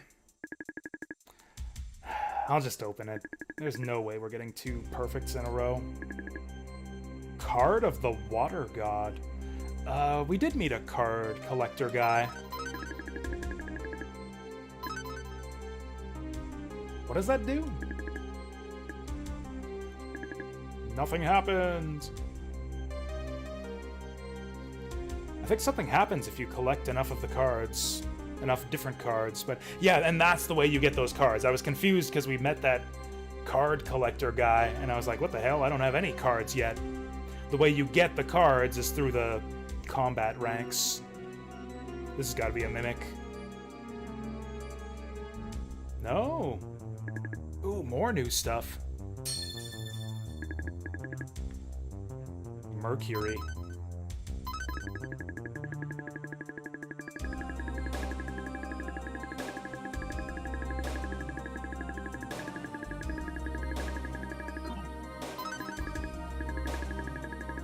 Oh, that's a shield.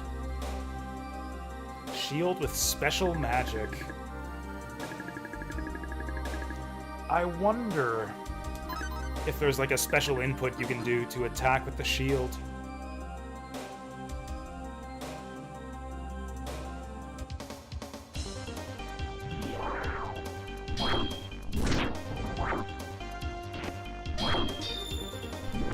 Heyo.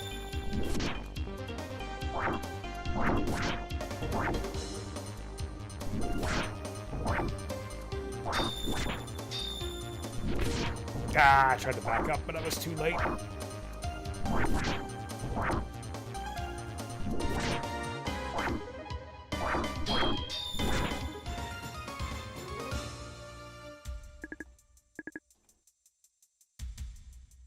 The combat is so good in this game. I wish there were more of it.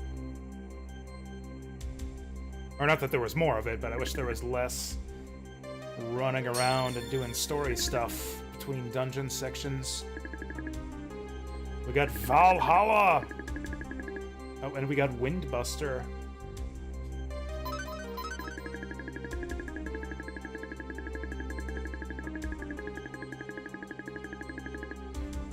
Ooh, okay, that's an ice sword.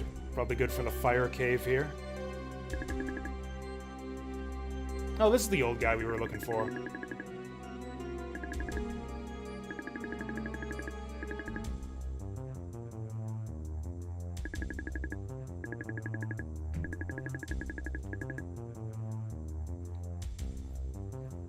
Oh, yeah, that's right. Okay, so we had to come this way first. Because I saw that guard passed out in front of that one cave. And I thought, oh, that's where we saw the story scene. That must be the way to go to get further into the dungeon. But I forgot that they talked about the poison in those caves. So yeah, we had to come here first. Okay, let's fight this guy, try out our new sword.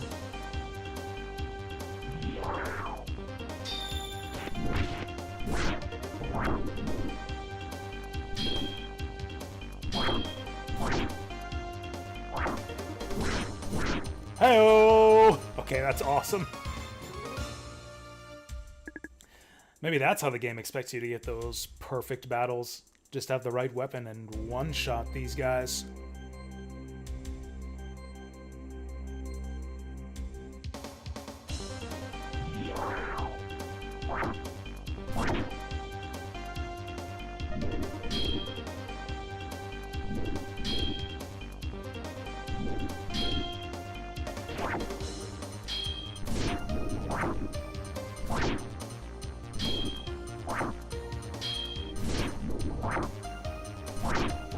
He attacks too fast. Okay, that's what we gotta do, is dodge to the side. Okay, that was a bad fight.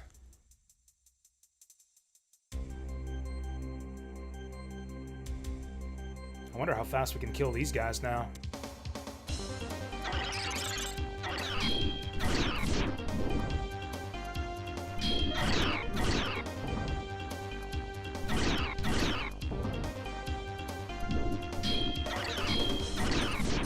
Holy shit. I think I might try to build up Scepter Force now. Yeah, let's see if we can do one more of these guys without taking damage.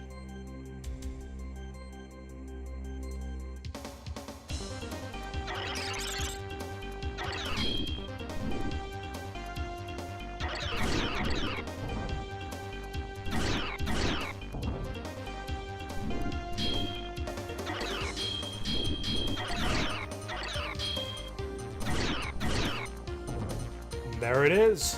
Do we go for 3? Do we go for 3? Oh, there it is. We got the red Scepter Force now. You know what? Let's see what's inside the red Scepter Force. Card of the Earth God. Okay. We're card collectors now.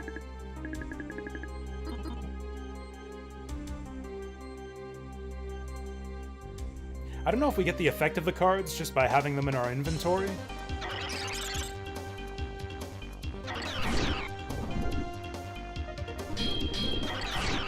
Or if we gotta turn them into the card collector. We could have gone for 3.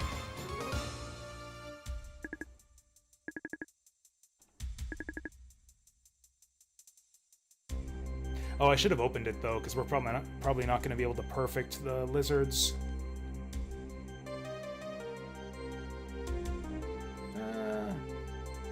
The black ones were pretty weak. Or was it the red ones? Shit!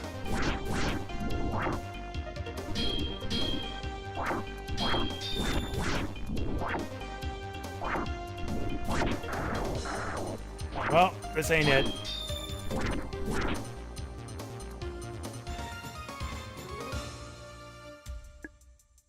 I guess we might as well go back and heal and save. I am liking the combat in this game a lot more now that we have special moves and now that I know about this ranking system. It really gives you a lot of incentive to get better at it and to like learn the enemy attack patterns and strategies for each individual monster. Even though it's frustrating because I still suck at it.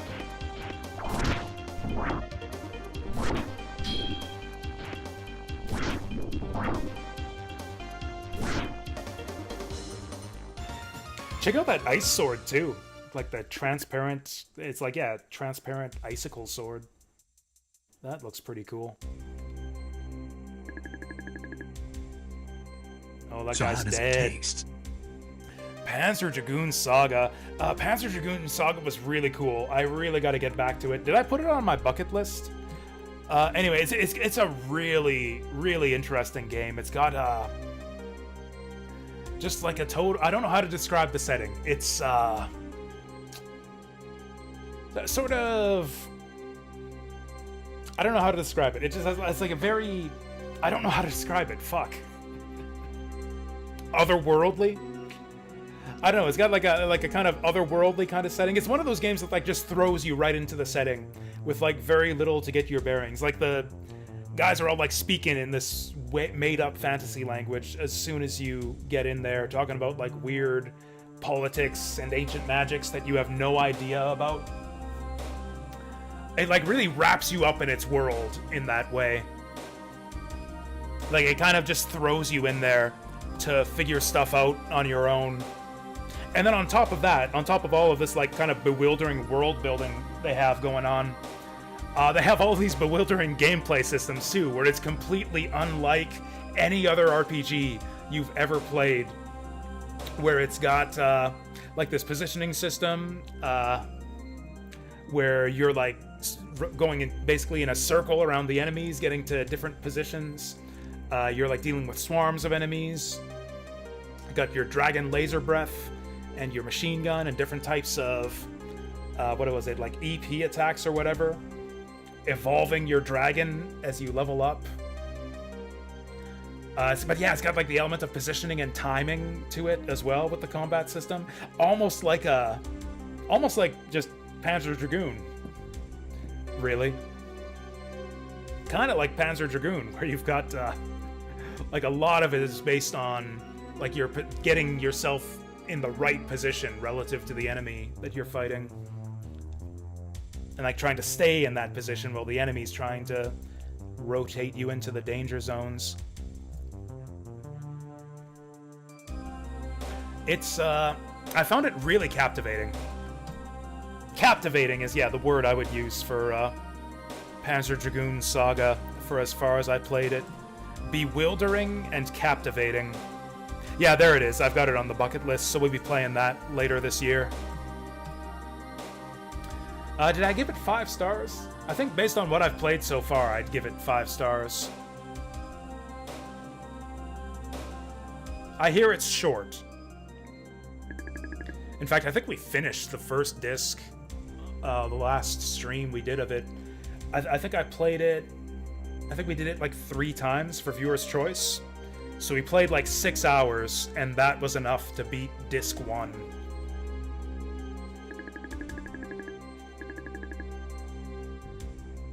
Although I think the game has like, what, 4 discs?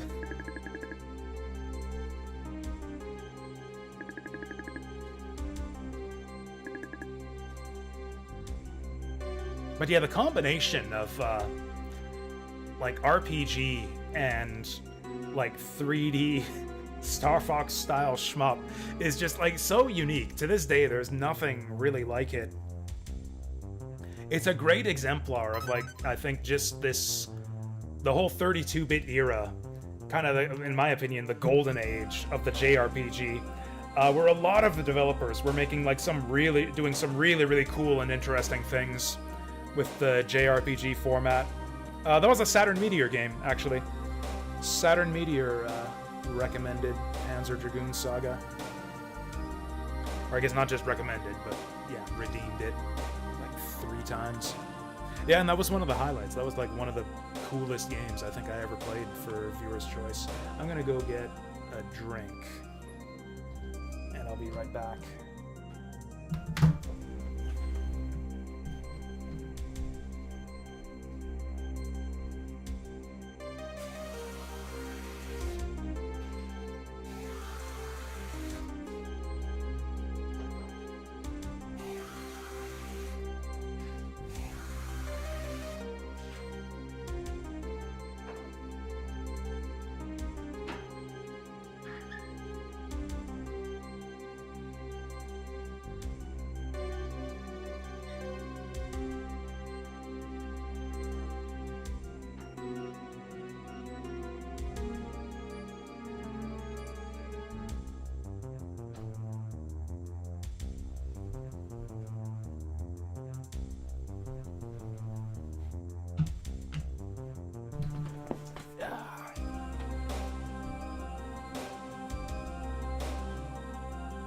Actually, I eventually we did Panzer Dragoon 2 for Viewer's Choice also, which was another pretty cool game.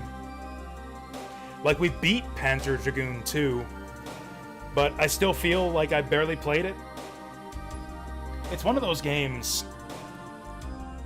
that has like a ton of replayability to it. Panzer Dragoon 2 is a game you have to replay a bunch of times to see everything there is to see in that game.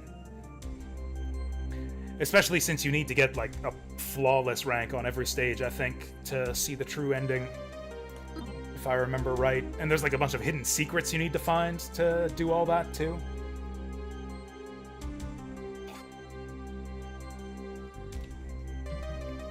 We only played Panzer Dragoon 2 the one time.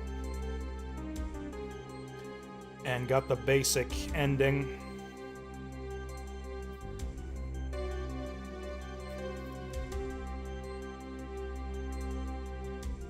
Oh yeah, we had a Friday thing going on.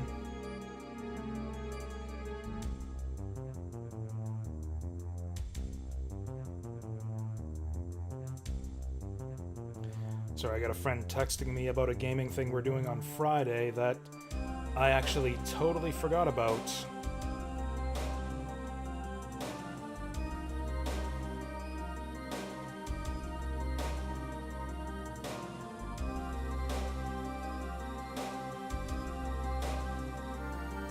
Because, yeah, I gotta ask my other friend if he's still in for this Friday.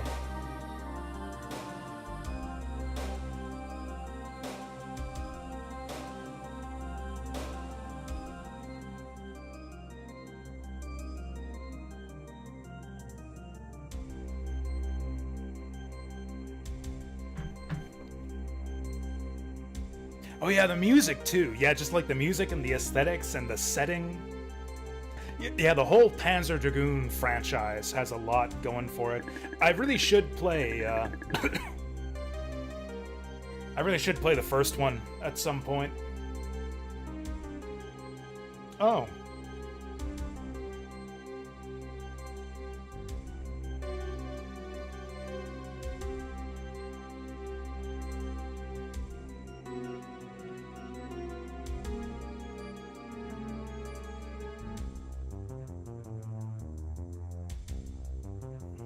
Okay.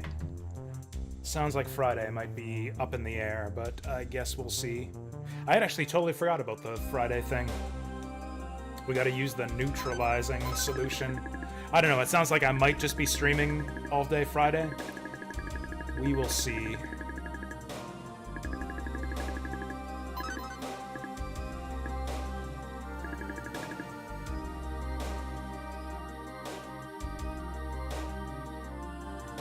What's funny is I never thought that Panzer Dragoon looked any good at all. Like, just to see the game in motion, I was never too impressed by it. Until I actually played Saga, and then 2.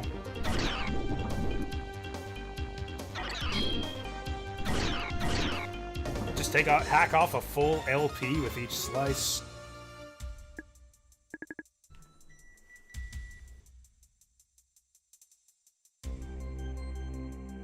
Oh, okay, sounds like we're still doing stuff on Friday regardless. Okay, so we probably won't finish this game this week then, since I'll be busy doing board game stuff on Friday. Oh, are we not fighting this guy? Oh, I guess we can't fight on the stairs. This guy's just fucking blocking me off. There we go. Screw you.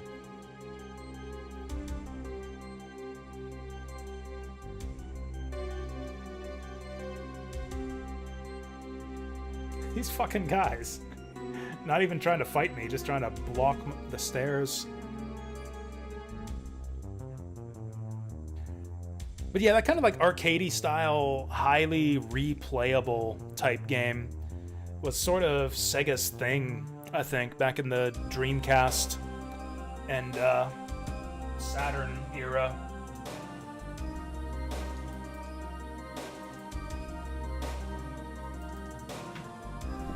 Oh, the fucking green screen's bugging out again.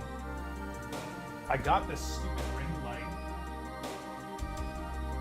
specifically to stop this from happening. If I could just change the light.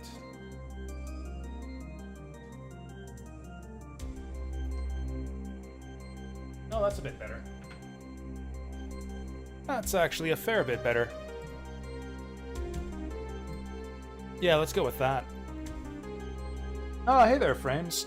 There's quite a bit that I wish was different. Like, what I like best so far is actually the combat system. The combat in this game is really good. It's like a one-on-one fighting system with like a few different weapons and a few different like special moves you can do. A bunch of different magic spells. Like, there's like, the monsters are really challenging. It's a lot of kind of back and forth dueling and a cool kind of hidden ranking system to incentivize you to learn the encounters really well. All of that is really cool. I just wish there wasn't so much downtime between dungeons. There's like a lot of just running around and talking to people and watching a ton of story scenes in this game. Like, it was more than an hour today. Like, close to an hour and a half before we actually got to see any dungeoning whatsoever.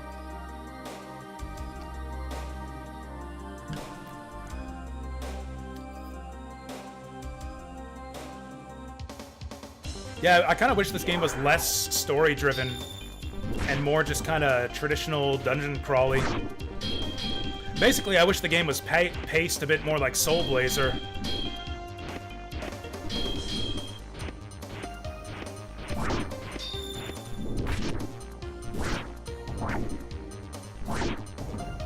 These fucking red lizards, I should probably just avoid them.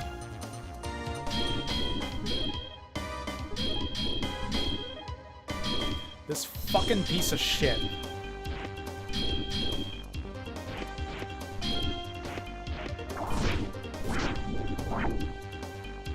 Dungeons are a bit basic too. There's like some interesting stuff in the dungeons, but they're mostly just big mazes. Which is kind of par for the course for Quintet. Soul Blazer was basically the same way.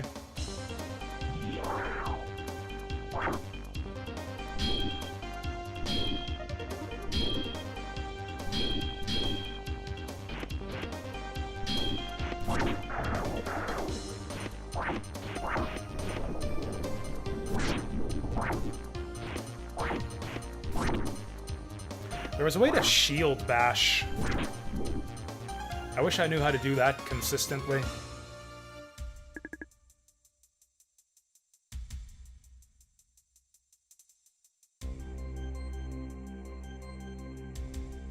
Yeah, I played Sin and Punishment 1 for N64 for Viewer's Choice once, but it ran really poorly in the emulator, so I had kind of a bad time with it.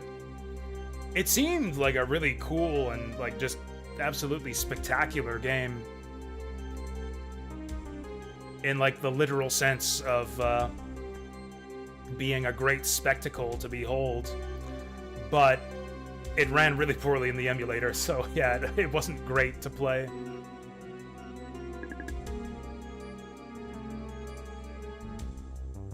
The controls were a bit awkward too. I had some difficulty with a lot of the stages. It felt a bit memorize-y, which is honestly totally fine for a shmup of that kind.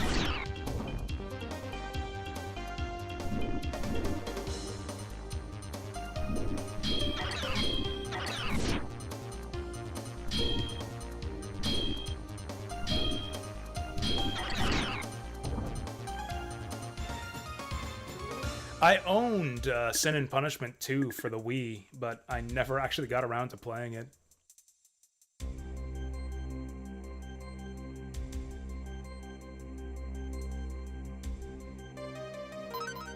We should be able to kill these guys taking no damage.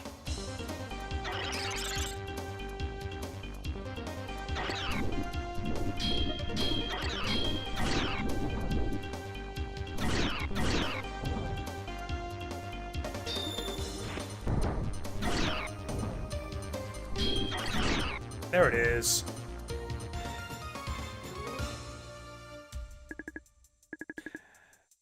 Yeah, Sin and Punishment 2 does look really cool. The problem is, it's like really heavily relies on the Wii controller, right? Like the motion controls and everything. I would need a way to set that up in Dolphin to get the full experience. Dostoyevsky would be proud of the Sin and Punishment games.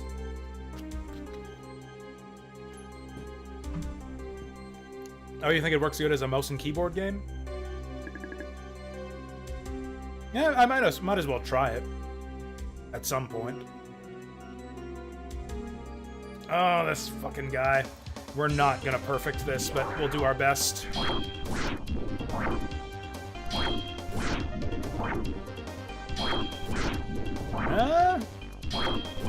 Okay, that was easy enough.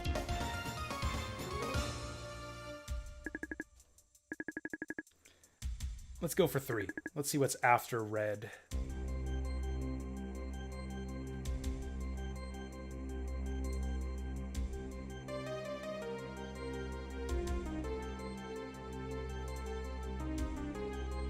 You know, it's weird. The frame rate goes down when you have the camera at a diagonal angle.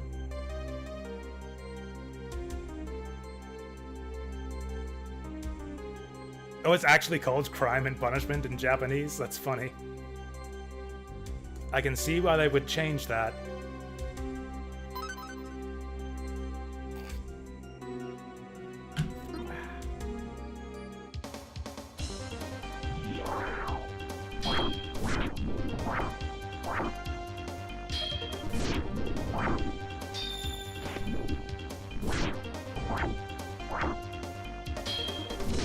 Okay, the black lizards aren't tough at all.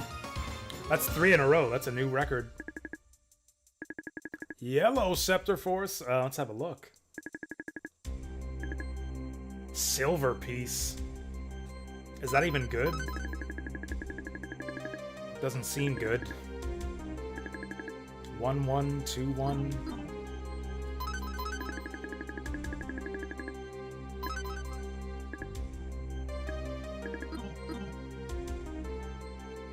Okay, avoid those frickin' guys.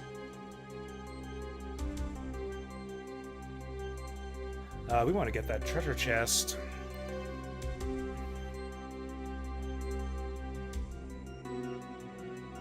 What the hell do the Sin and Punishment games have to do with sin and or punishment anyways?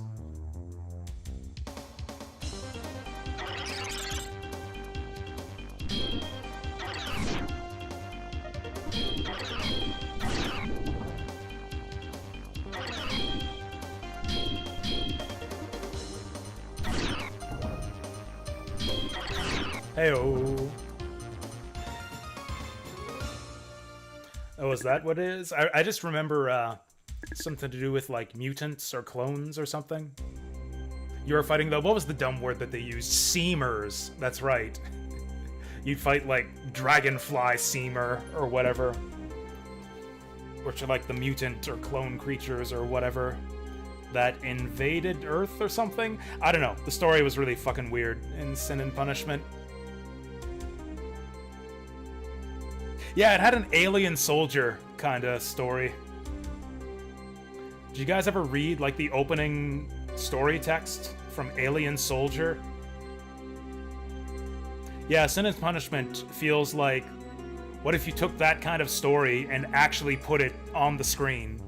Like, actually showed you that story, as opposed to just having it be a text crawl. Oh, I thought for sure that would be a mimic.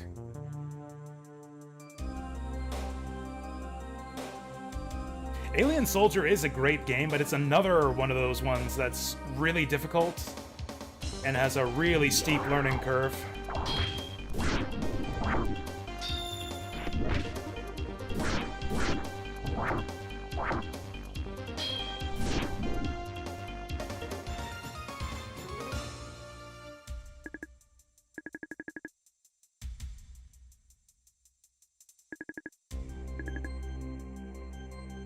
I'm actually gonna eat that fruit, since we got a lot of them. Nothing happens, you stupid bird.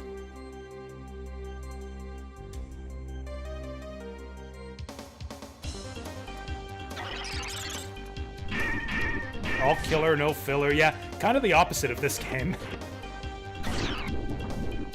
Honestly, kind of the opposite of Granstream Saga.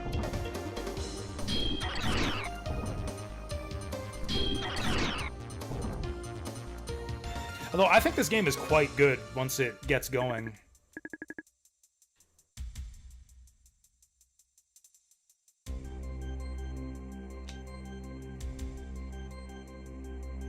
We were just up here.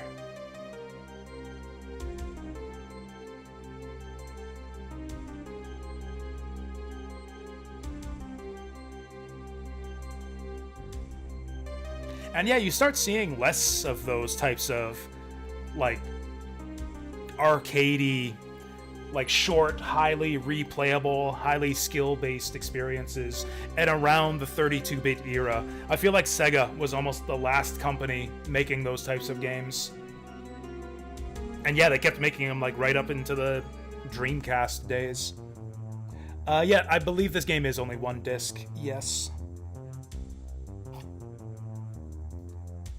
Yeah, if anything, those types of games are more common today than they were, and again, only in the indie scene, yeah. See more of those types of games these days than you did back in, like, oh hey, it's Laramie, than you did back in, like, 1998.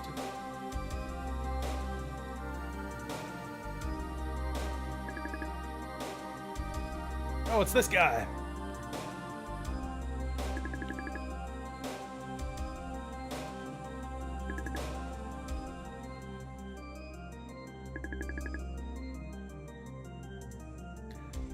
So our brother has been brainwashed to become an evil guy. This is literally just the plot of East 3 right now.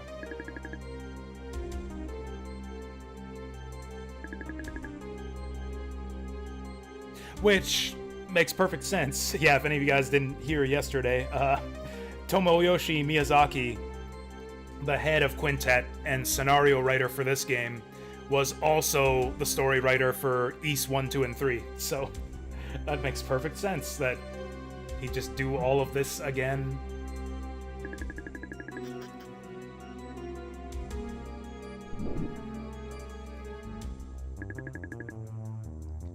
Are we doing this for real?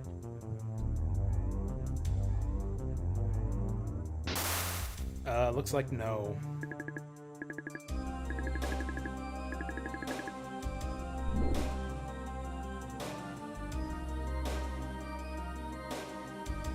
Oh, the old guy helped us.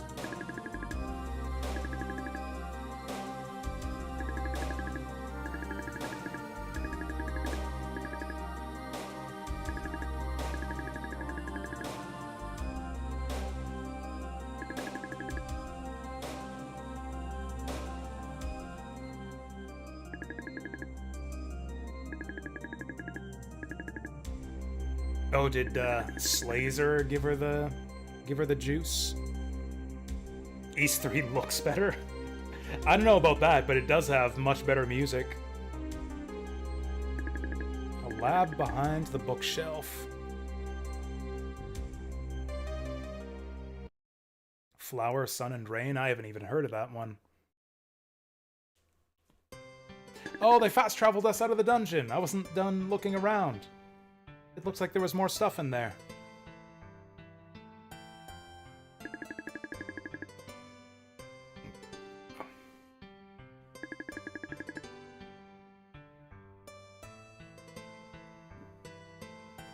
Suda51 was the Killer 7 guy, right? I think that's the only Suda51 game I've played, and I didn't like it at all.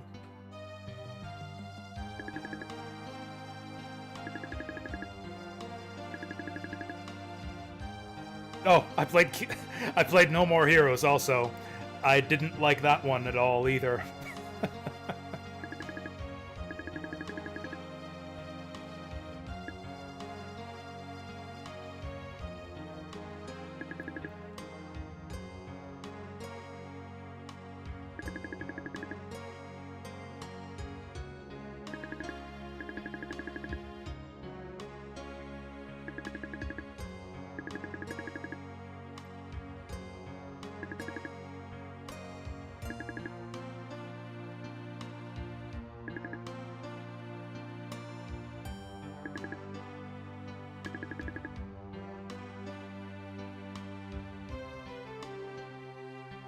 Whenever I see Arcea's character model, it reminds me of Fern from Free Ren.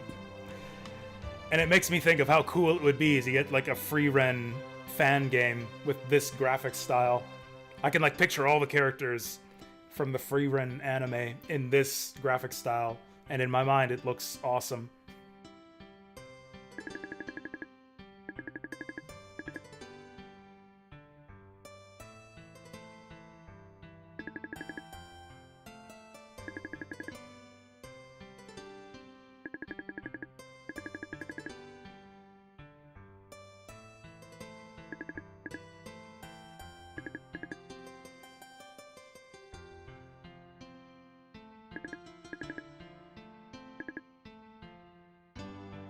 Okay, so this is just the mayor's house again. We looted this place already. The DS version of Killer 7? I didn't know that Killer 7 was on DS. That game was originally on GameCube, yeah? I think I played the GameCube version. My what now?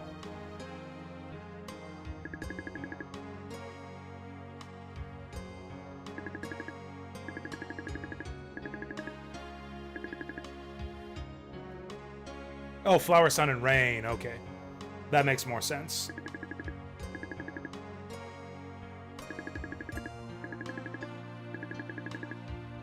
The mayor took my gold piece. I didn't even know I had gold pieces. I thought money was in gems in this game.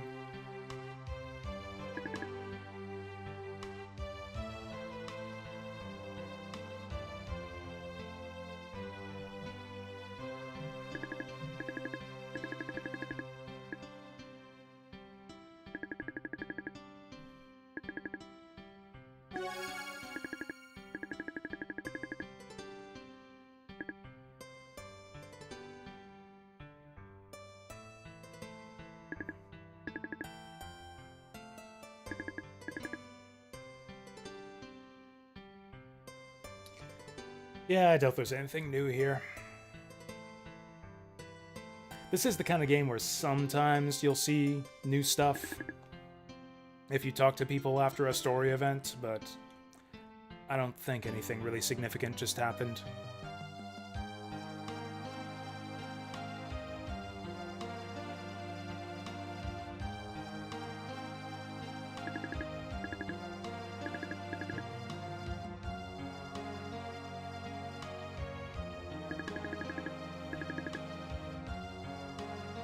Man, that was such a short dungeon, too.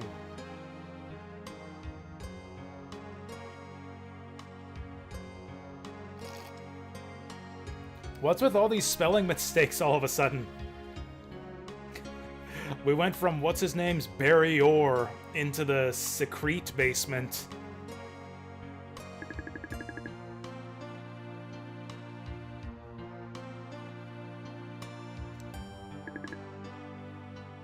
No More Heroes is one of the worst character action games you've played. Yeah, that was my takeaway from that one, too. It was not one of my favorite games. we differ on that part.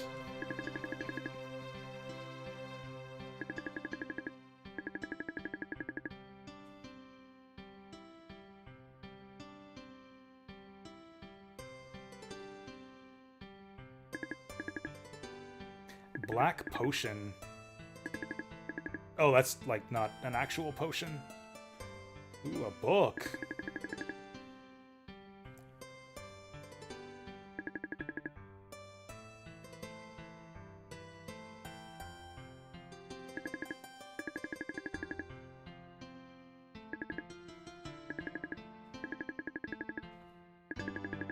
The ultimate life. Oh, this is the scientist who made Shadow the Hedgehog.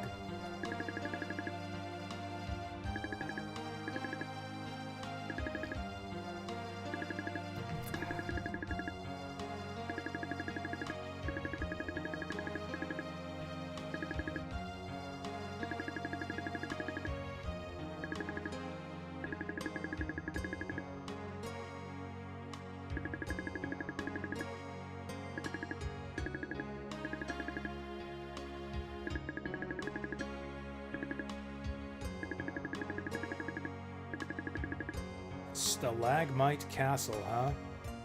Don't leave! I wasn't done looking around, you idiot.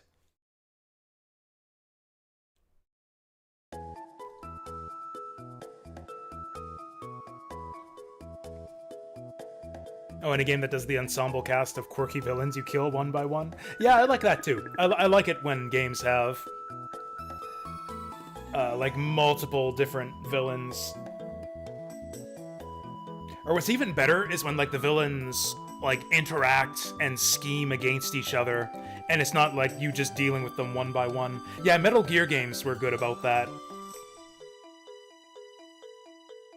Where you've got like Ocelot and Liquid plotting against each other.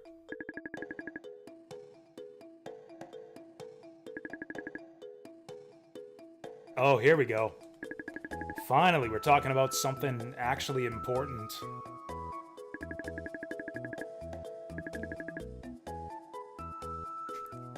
I guess they never made a 3D model for the bird's guardian form.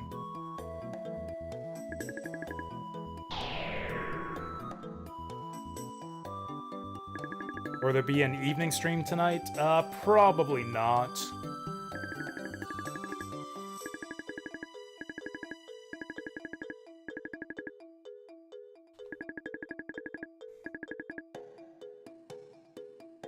I wasn't done looking around in the old man's secrete basement.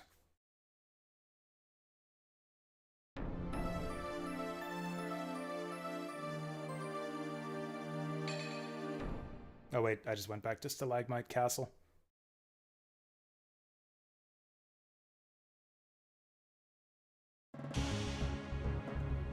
Actually, you know what's another game that did the ensemble cast of villains thing really well? Was Skies of Arcadia.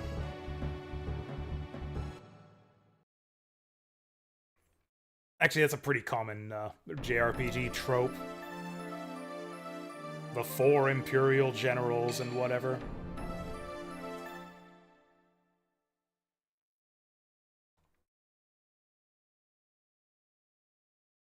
Actually, Final Fantasy VII had that too. With like Heidegger and Scarlet and Hojo. Rufus.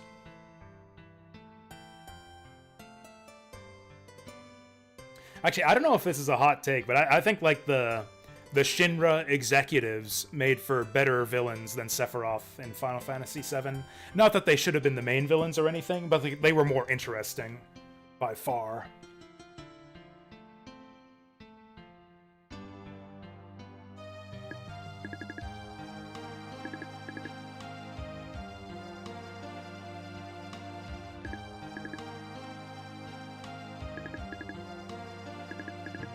This guy's brewing a bunch of black potion for some reason.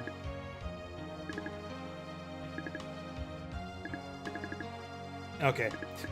I was paranoid about missing stuff for nothing. I guess we can save while we're here. I'm getting a phone call. Give me a second.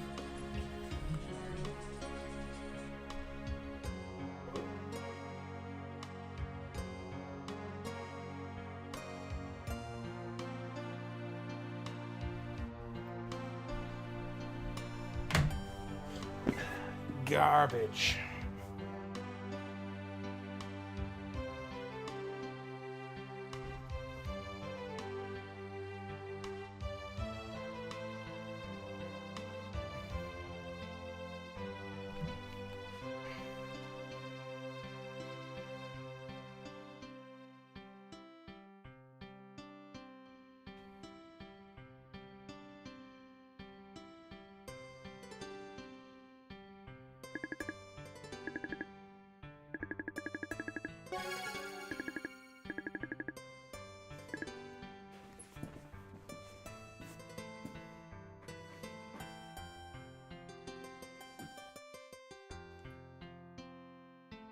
I don't even know what's the best story or my favorite story in a video game.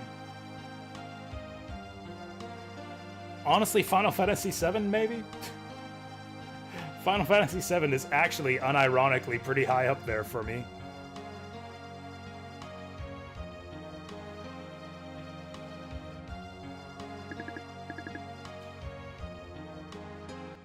Oh, Valkyrie Profile is really good too.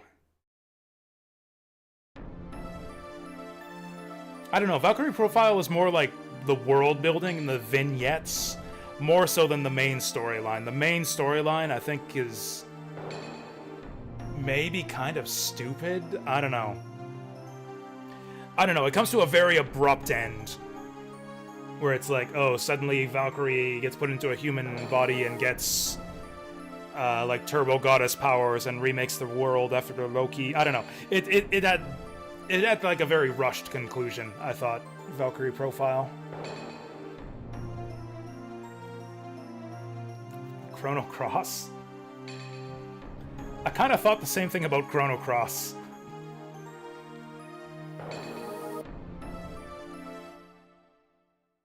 Where again, it just like dumps everything on you right at the end.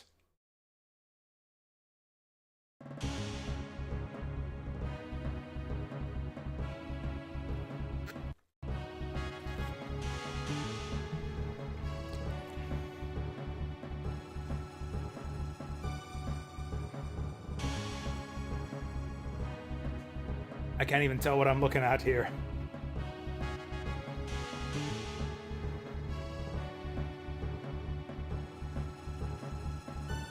What the heck? Oh, yeah, I have no idea what I'm looking at. Okay, there we go. Okay, I understand what all... Oh, that's right! That's right! They were telling us in the cutscene. This whole castle is sideways. This is actually kind of cool.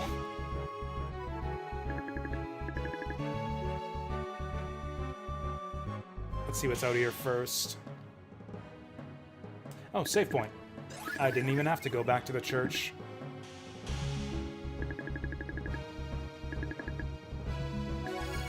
Mischief Makers, that's an interesting pick. It's another one of those, like, bizarre treasure stories that, yeah, honestly, I thought barely made any sense. Jeez. I was not expecting this. Is this that ultimate life form that the old man was writing about? I was not expecting this at all, jeez.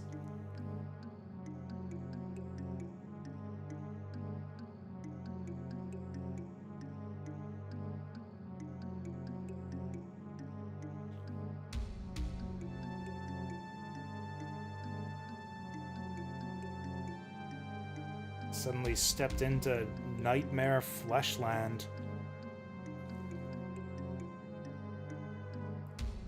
Silent Hill 3. Silent Hill 3 seemed good for the, Actually, Silent Hill 3 is probably my favorite Silent Hill game. I played more of Silent Hill 3 than I did of any other Silent Hill game. I made it, like, 4 hours into that game instead of just 2.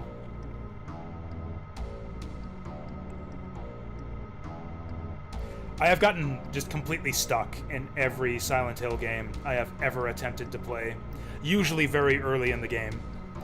Every time I try to play Silent Hill, I just get stuck very, very early. Silent Hill 3, I was able to make it a little bit further than the other ones, so it's my favorite.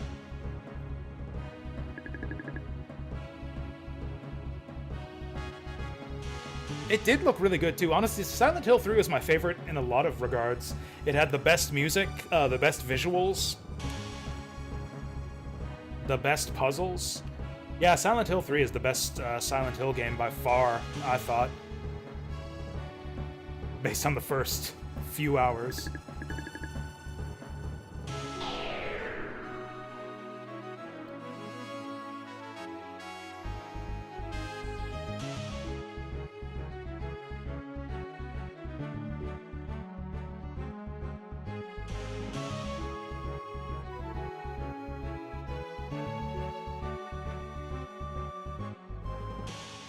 This is such a cool dungeon.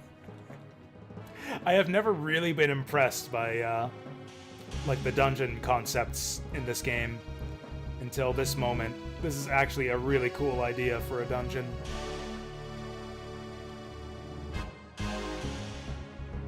Why does the frame rate get cut in half when you turn the camera diagonally?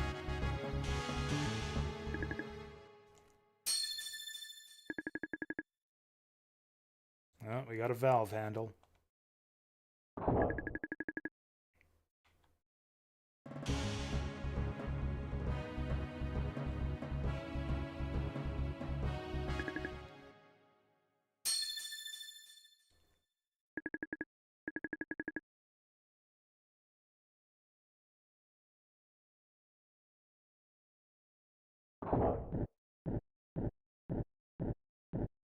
I don't think that Terranigma had, like, one of my favorite stories in any video game or anything like that, but it probably does have my favorite ending.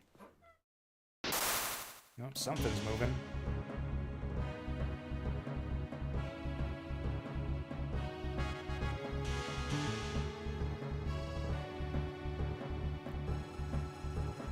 I mean, I like treasure games a lot as well. I just don't think of treasure games as being ones that I necessarily, like, go to appreciate the story.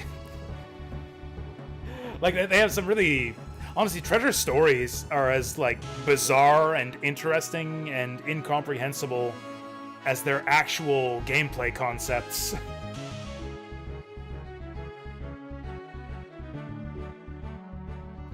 Like, Treasure made, like, a lot of bizarre stuff after their 16-bit days.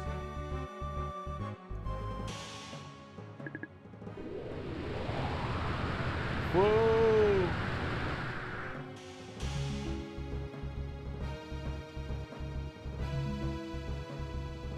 Well, we're back up here.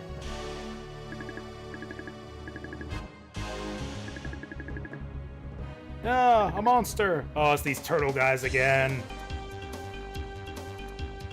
Oh, I was saying last time we fought these guys, I wish I could do that crazy jump around stuff.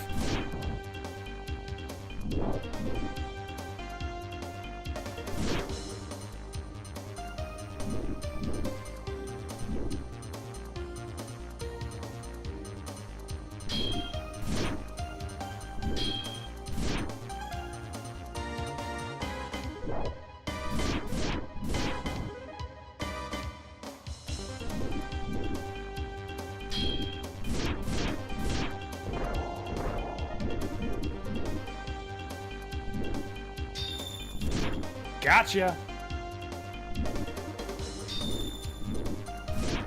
Okay, these guys seem easier than the turtle men from before. Or maybe I'm just better at the game now.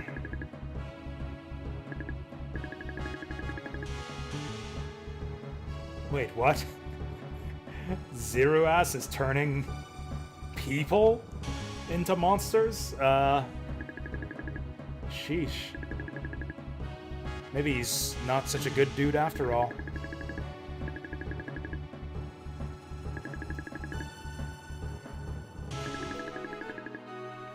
Do we go do that right now? Hey, level up. Oh, another ultimate life. Maybe we want to try a different weapon.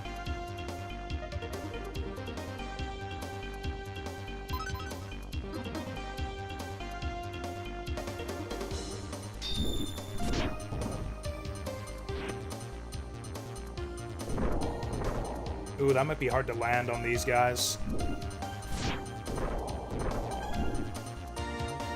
In fact, the axe was what was making these fights really difficult before. Maybe the dagger.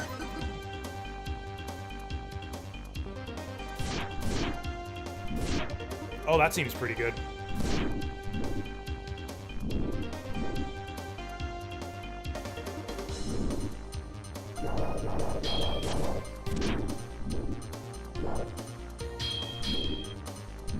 Stop blocking me.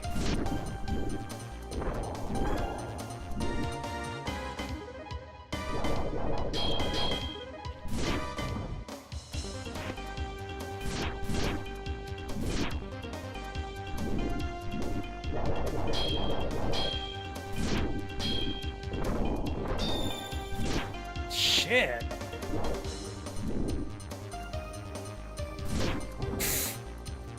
Okay, this is getting embarrassing.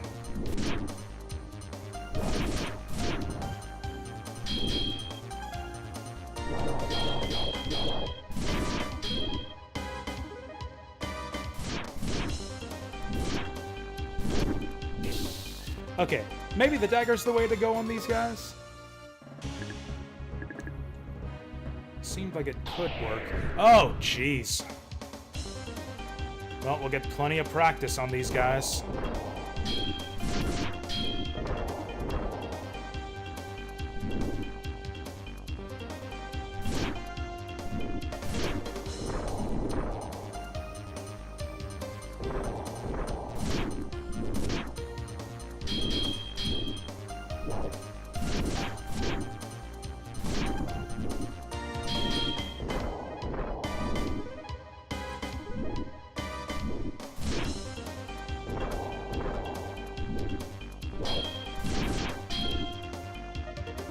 Oh, this dagger does so little damage. Sheesh. Okay, this is not the answer. I think we were doing a lot better with the sword.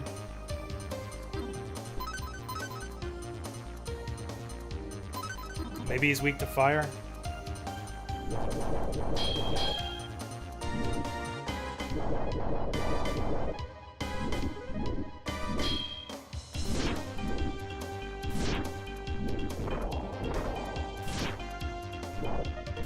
Getting tired of this guy's bullshit.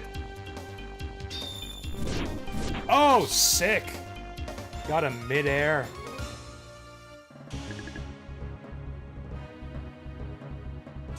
I kind of want to leave this place now.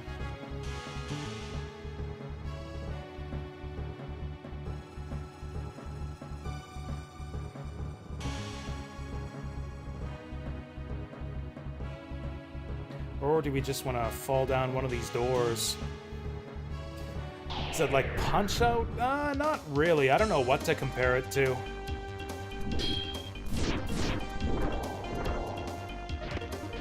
Because you got a really strong, like, spatial positioning element, too. Like, I don't want to use the D word. I really don't want to say the DS word. I mean, it's not. It's not like Dark Souls at all.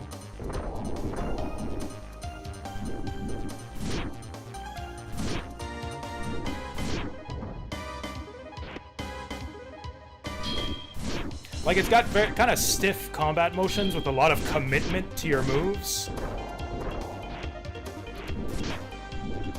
These turtle guys are probably the hardest enemy in the game we've seen so far. They're really agile. Bushido, yeah, actually, yeah, that's a good comparison. Yeah, maybe Bushido Blade. That is actually, yeah, better than any comparison that I can think of offhand.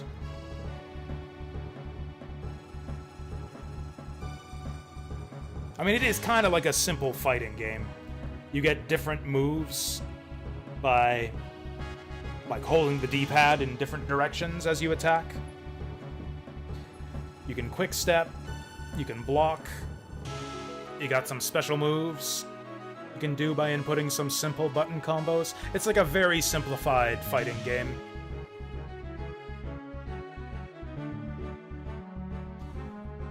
I guess we're going this way?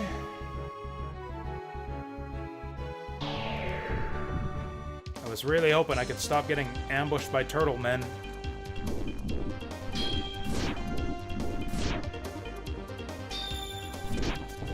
That jump gets me every time.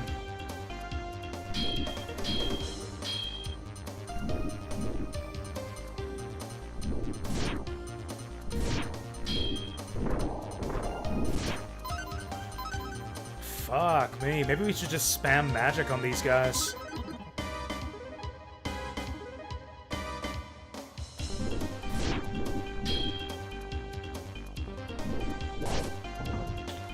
We're actually gonna game over here. Oh, fuck me! Okay, I think we just spam magic. Oh, that magic does not actually do that much anymore.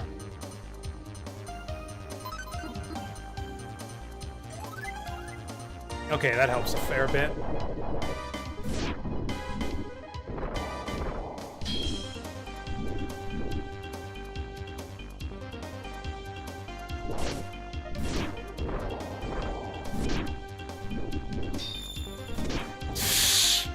He does that every time. He gets behind you so you can't see him on camera, and then he jump strikes you.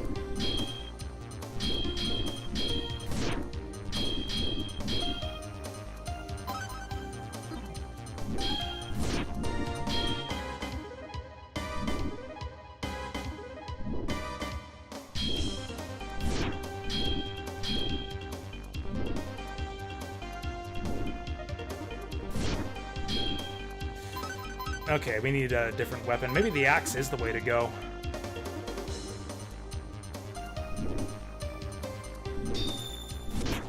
Fuck!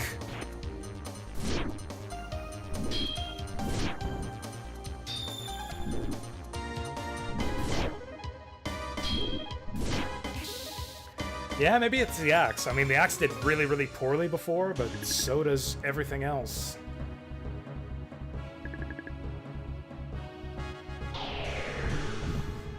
Okay, I'm getting really tired of this shit. I cannot react to that in time.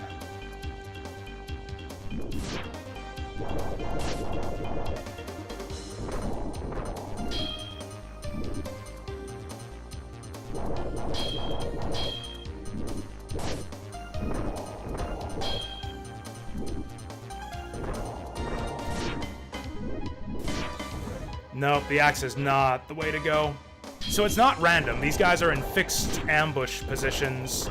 You just can't tell where the frick they are because they're hidden.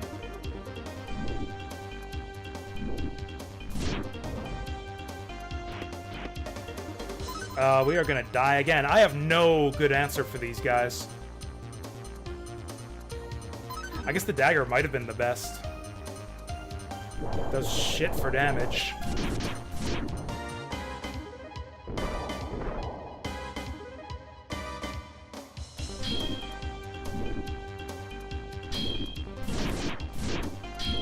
Look at that damage.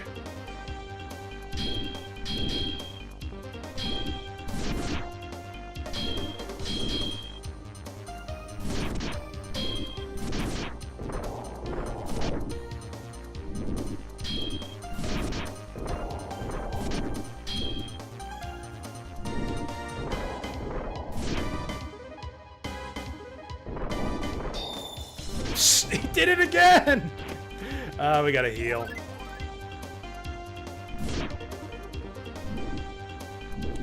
Yep, there's no hitting these guys with special attacks.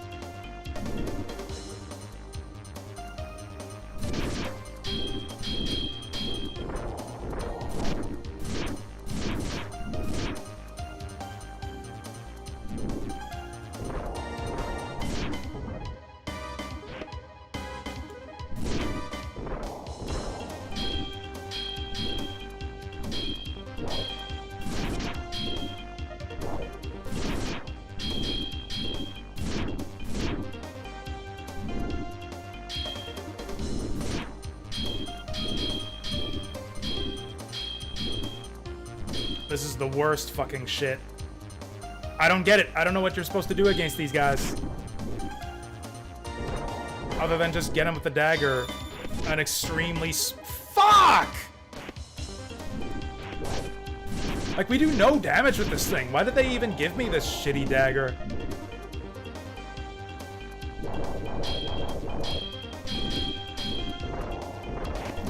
Let's try the new magic spells.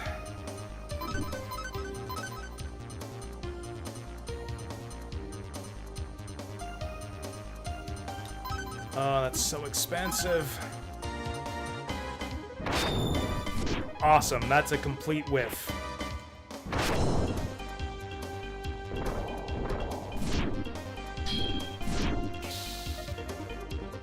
I guess one problem I also have with this game is that there's no running from combat.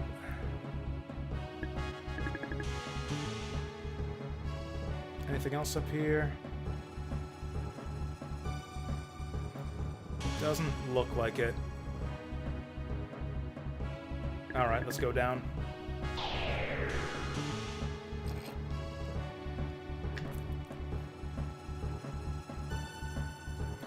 Also, we definitely don't want the dagger for these guys. I don't know what we want. All of our weapons suck.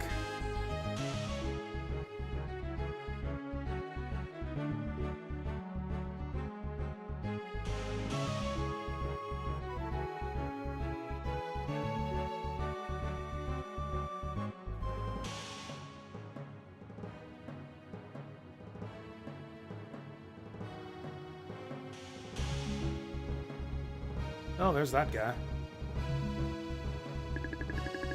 Oh, it's evil Zero Ass.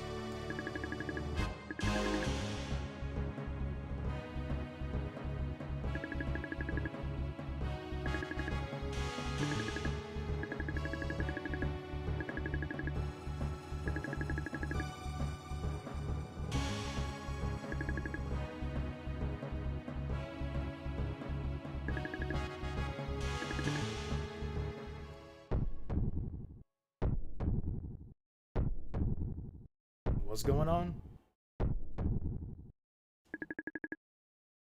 Oh, that was my heartbeat. We should probably see a doctor if that's what our heartbeat sounds like.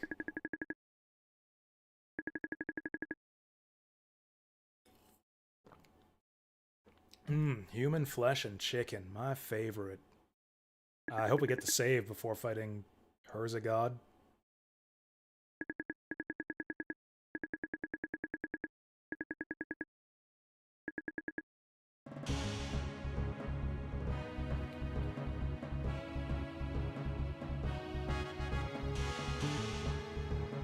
So is this where we came from? Ooh, Stalagmite Castle 1F. Look at this hole.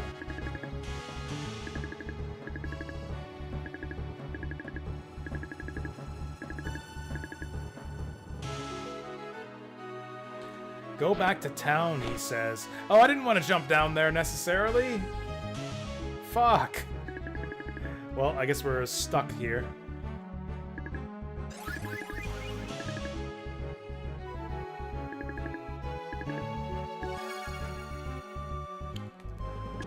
So I'm confused. Is it boss time, or are we going back to town? I guess we're going back to town.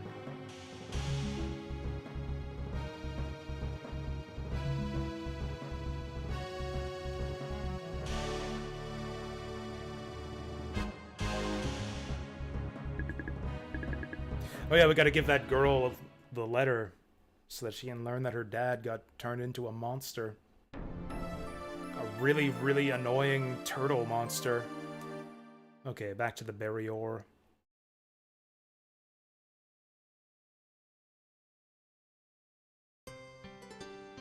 So is the big twist gonna be that the old man and the evil old man are the same person? Is this like a Jekyll and Hyde situation here?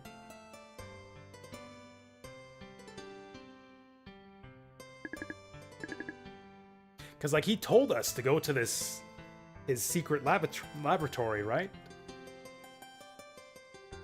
And we found all this evil research stuff here. Oh, well, never mind. There's good.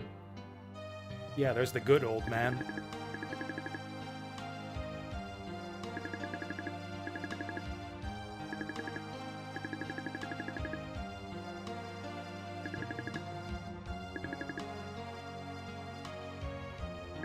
Oh, I thought he was, like, trapped inside a crystal or something. That was just the camera perspective. Looking through that crystal thing he's looking at.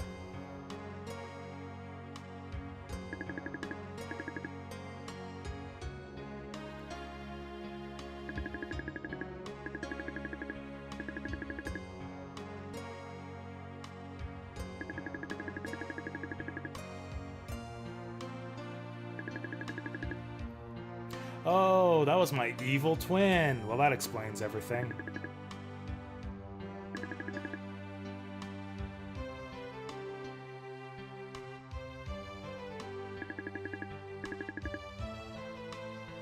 He was as evil as I am good. This guy thinks pretty highly of himself, because evil Zero Ass is pretty evil.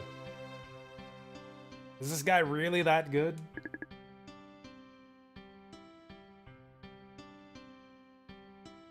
I thought it would have been much more interesting if this was like a Jekyll and Hyde situation. But I guess that can't be it, if the good one was here the whole time.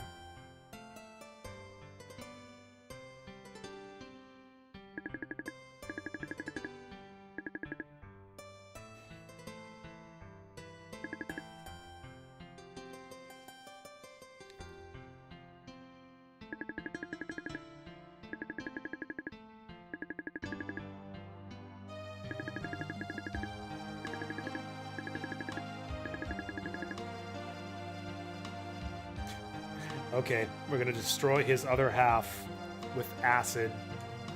Just throw it in his face. Okay, I guess we will give him the vial.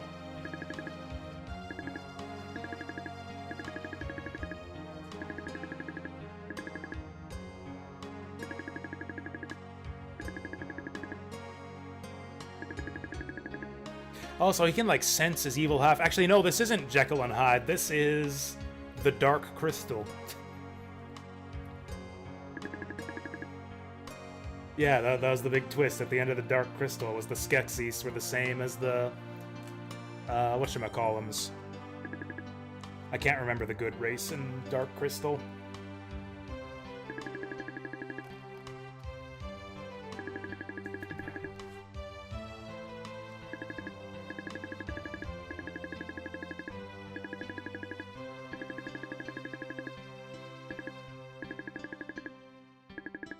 This doesn't explain anything. Why do you have an evil half? How did he get here? Why is he doing this?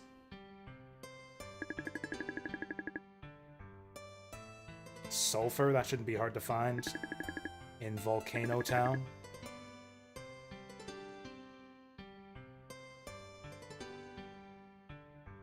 I was hoping we'd get done Volcano Town today, but I guess we started a little bit late.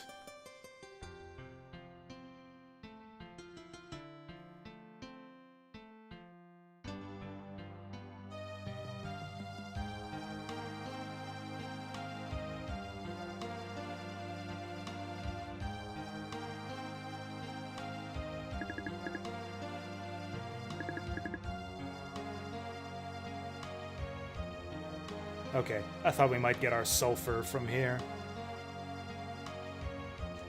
Instead, let's go deliver that letter to the little girl. There's a bunch of little girls in here.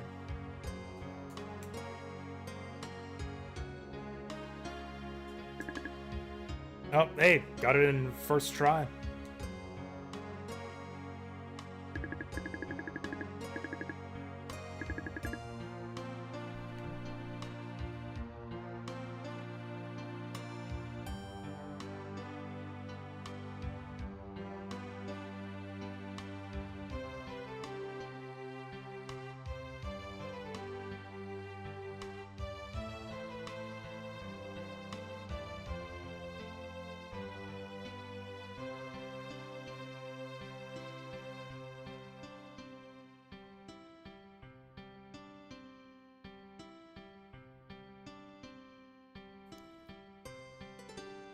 Okay, sounds like we're on for Friday at 7. We're playing Cuba Libre, which I'm really looking forward to.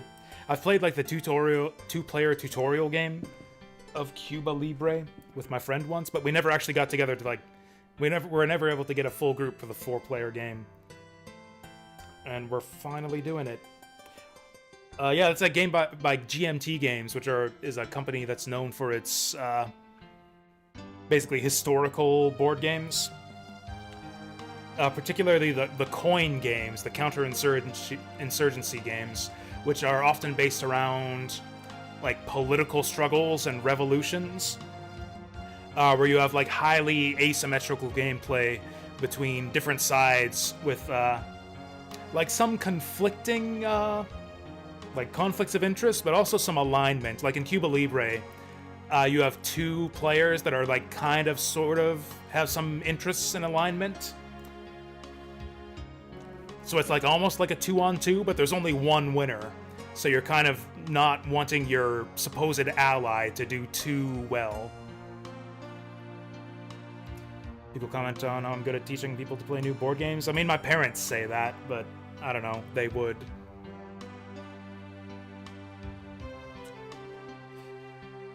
I don't know. I tend to oversimplify when I'm teaching board games. I miss out.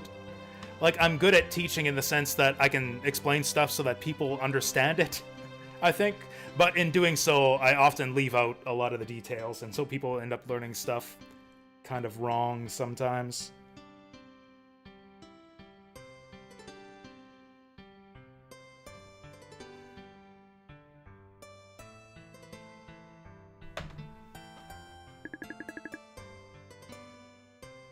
Now I gotta decide what side I want to play in Cuba Libre.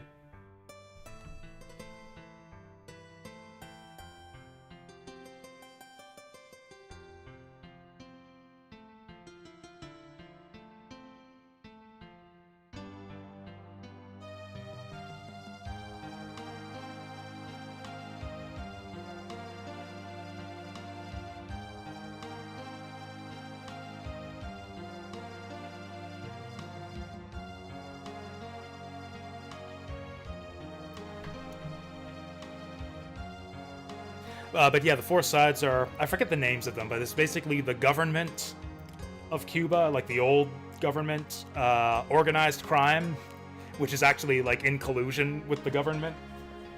Then there's two revolutionary factions, the moderates and the extremists, who again have kind of aligned interests, but like only one of them can win.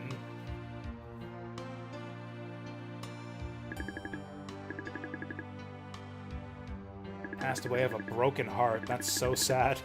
You should read that letter, girl. If you want to know why your dad doesn't come to visit you, you should read that letter.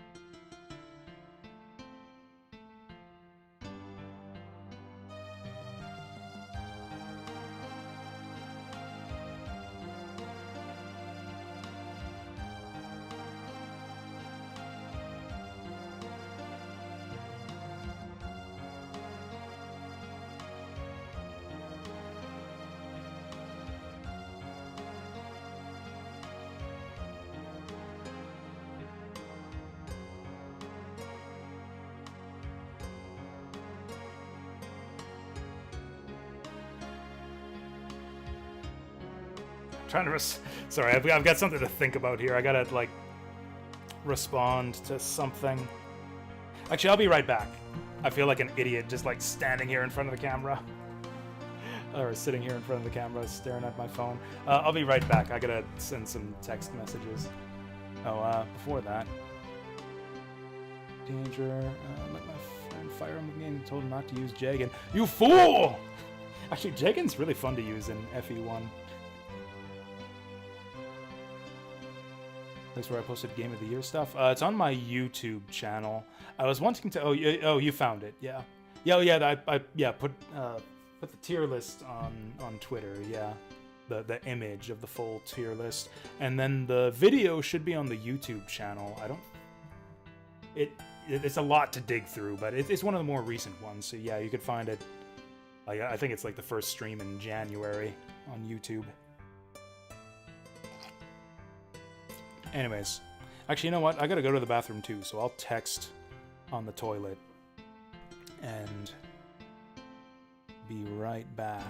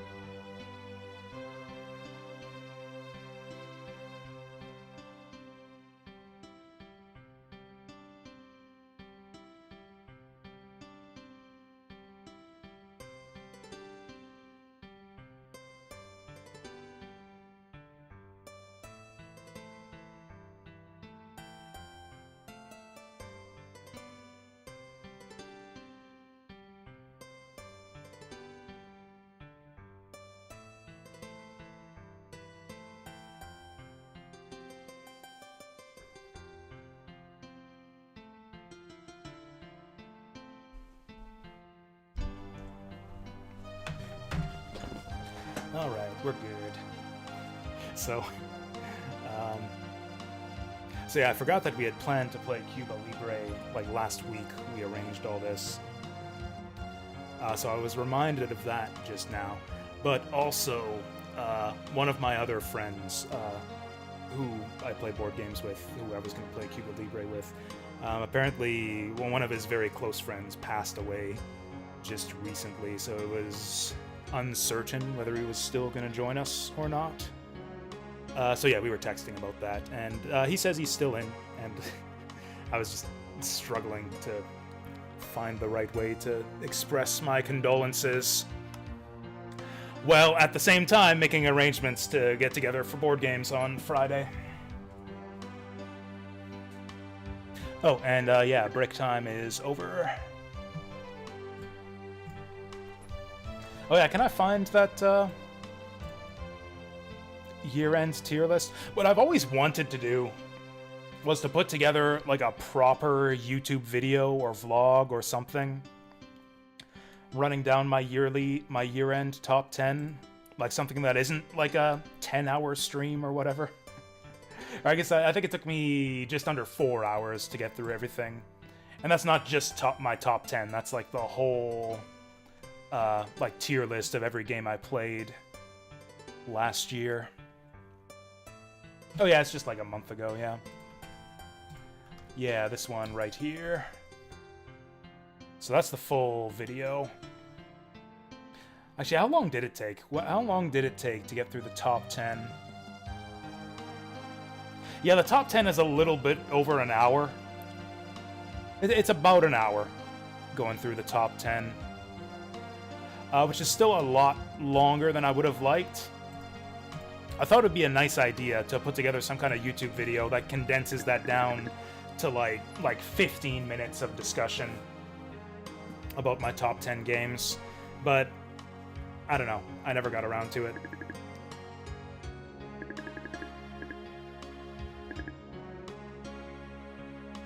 Well, great. Now Irina hates me.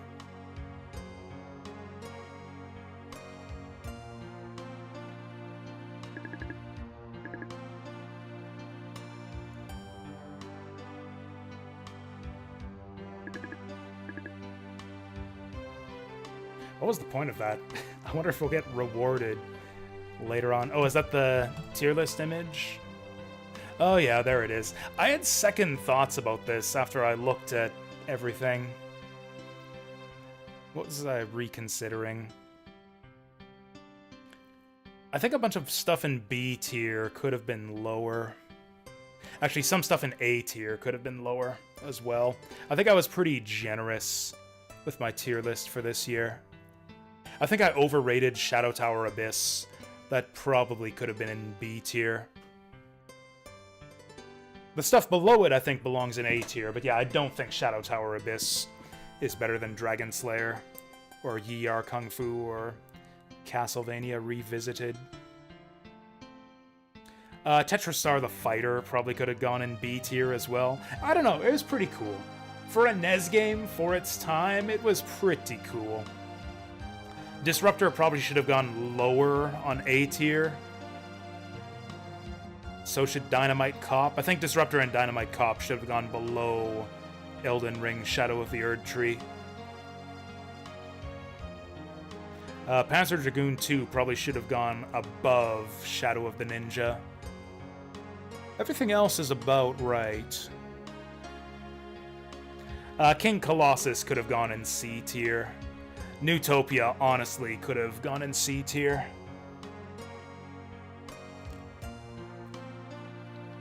Eiyuden probably could have gone in D tier. Honestly, both of the C's. Nah, C tier is fine. I think C tier is fair for Eiyuden and Dragon Force. It's like a very low C.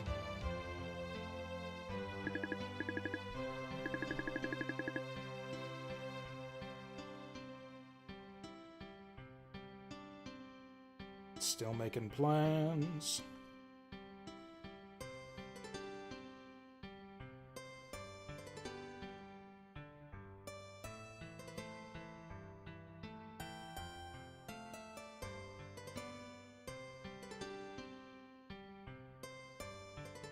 Okay, sounds like I'm playing board games at 7 tomorrow evening.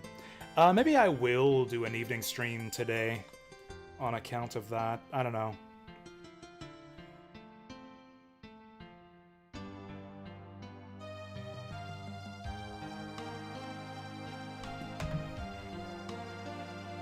Also, I agree that I have very good takes on games.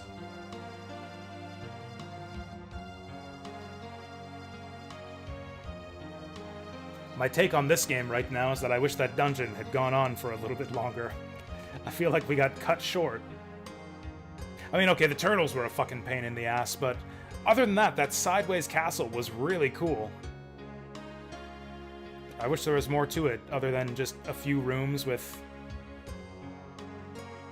constant turtle spam. It's like they packed the monsters in extra dense on account of how short the dungeon was. Although I guess we're probably going back there.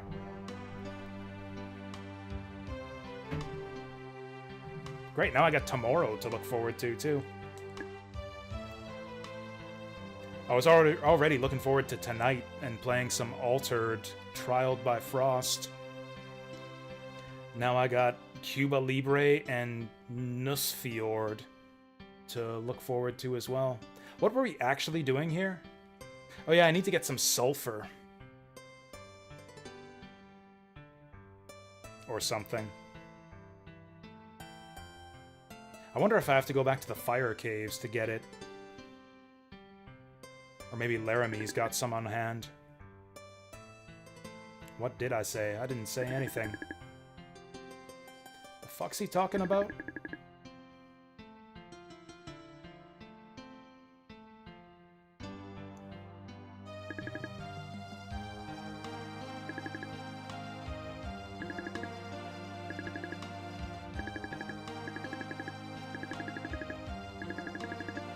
That's it? Okay, just gotta talk to Laramie. I thought the old man said he needed sulfur. Or I guess he meant that he was gonna go out and get it himself.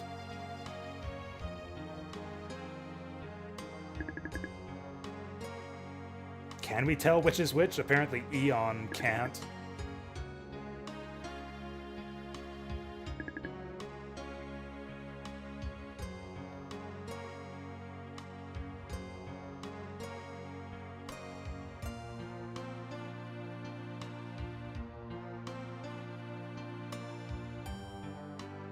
I feel like we must have missed a dagger. Our dagger really sucks.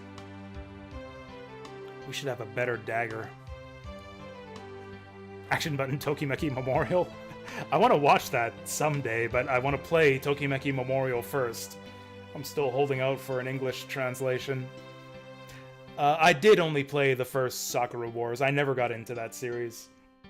I didn't think that I liked visual novels. I thought that Sakura Wars would be like too much reading and talking, so I never tried it out. Now I realize I kind of like that stuff. And actually, Sakura Wars is like a fair bit more than just a visual novel. And like, I'm not just talking about the strategy segments. There's like the mini games and like the like real-time decision making.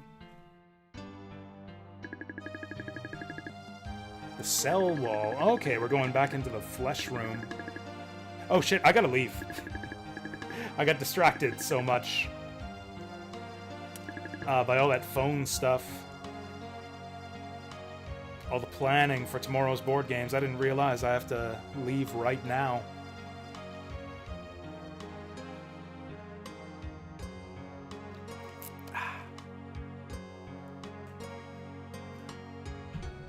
Like, Sakura Wars is just the right blend of different elements, too. Like, it touches very lightly on the SRPG mechanics, very lightly on the visual novel stuff, very lightly on minigames and animated and, like, anime scenes. It's, like, just the right amount, just the right blend of everything.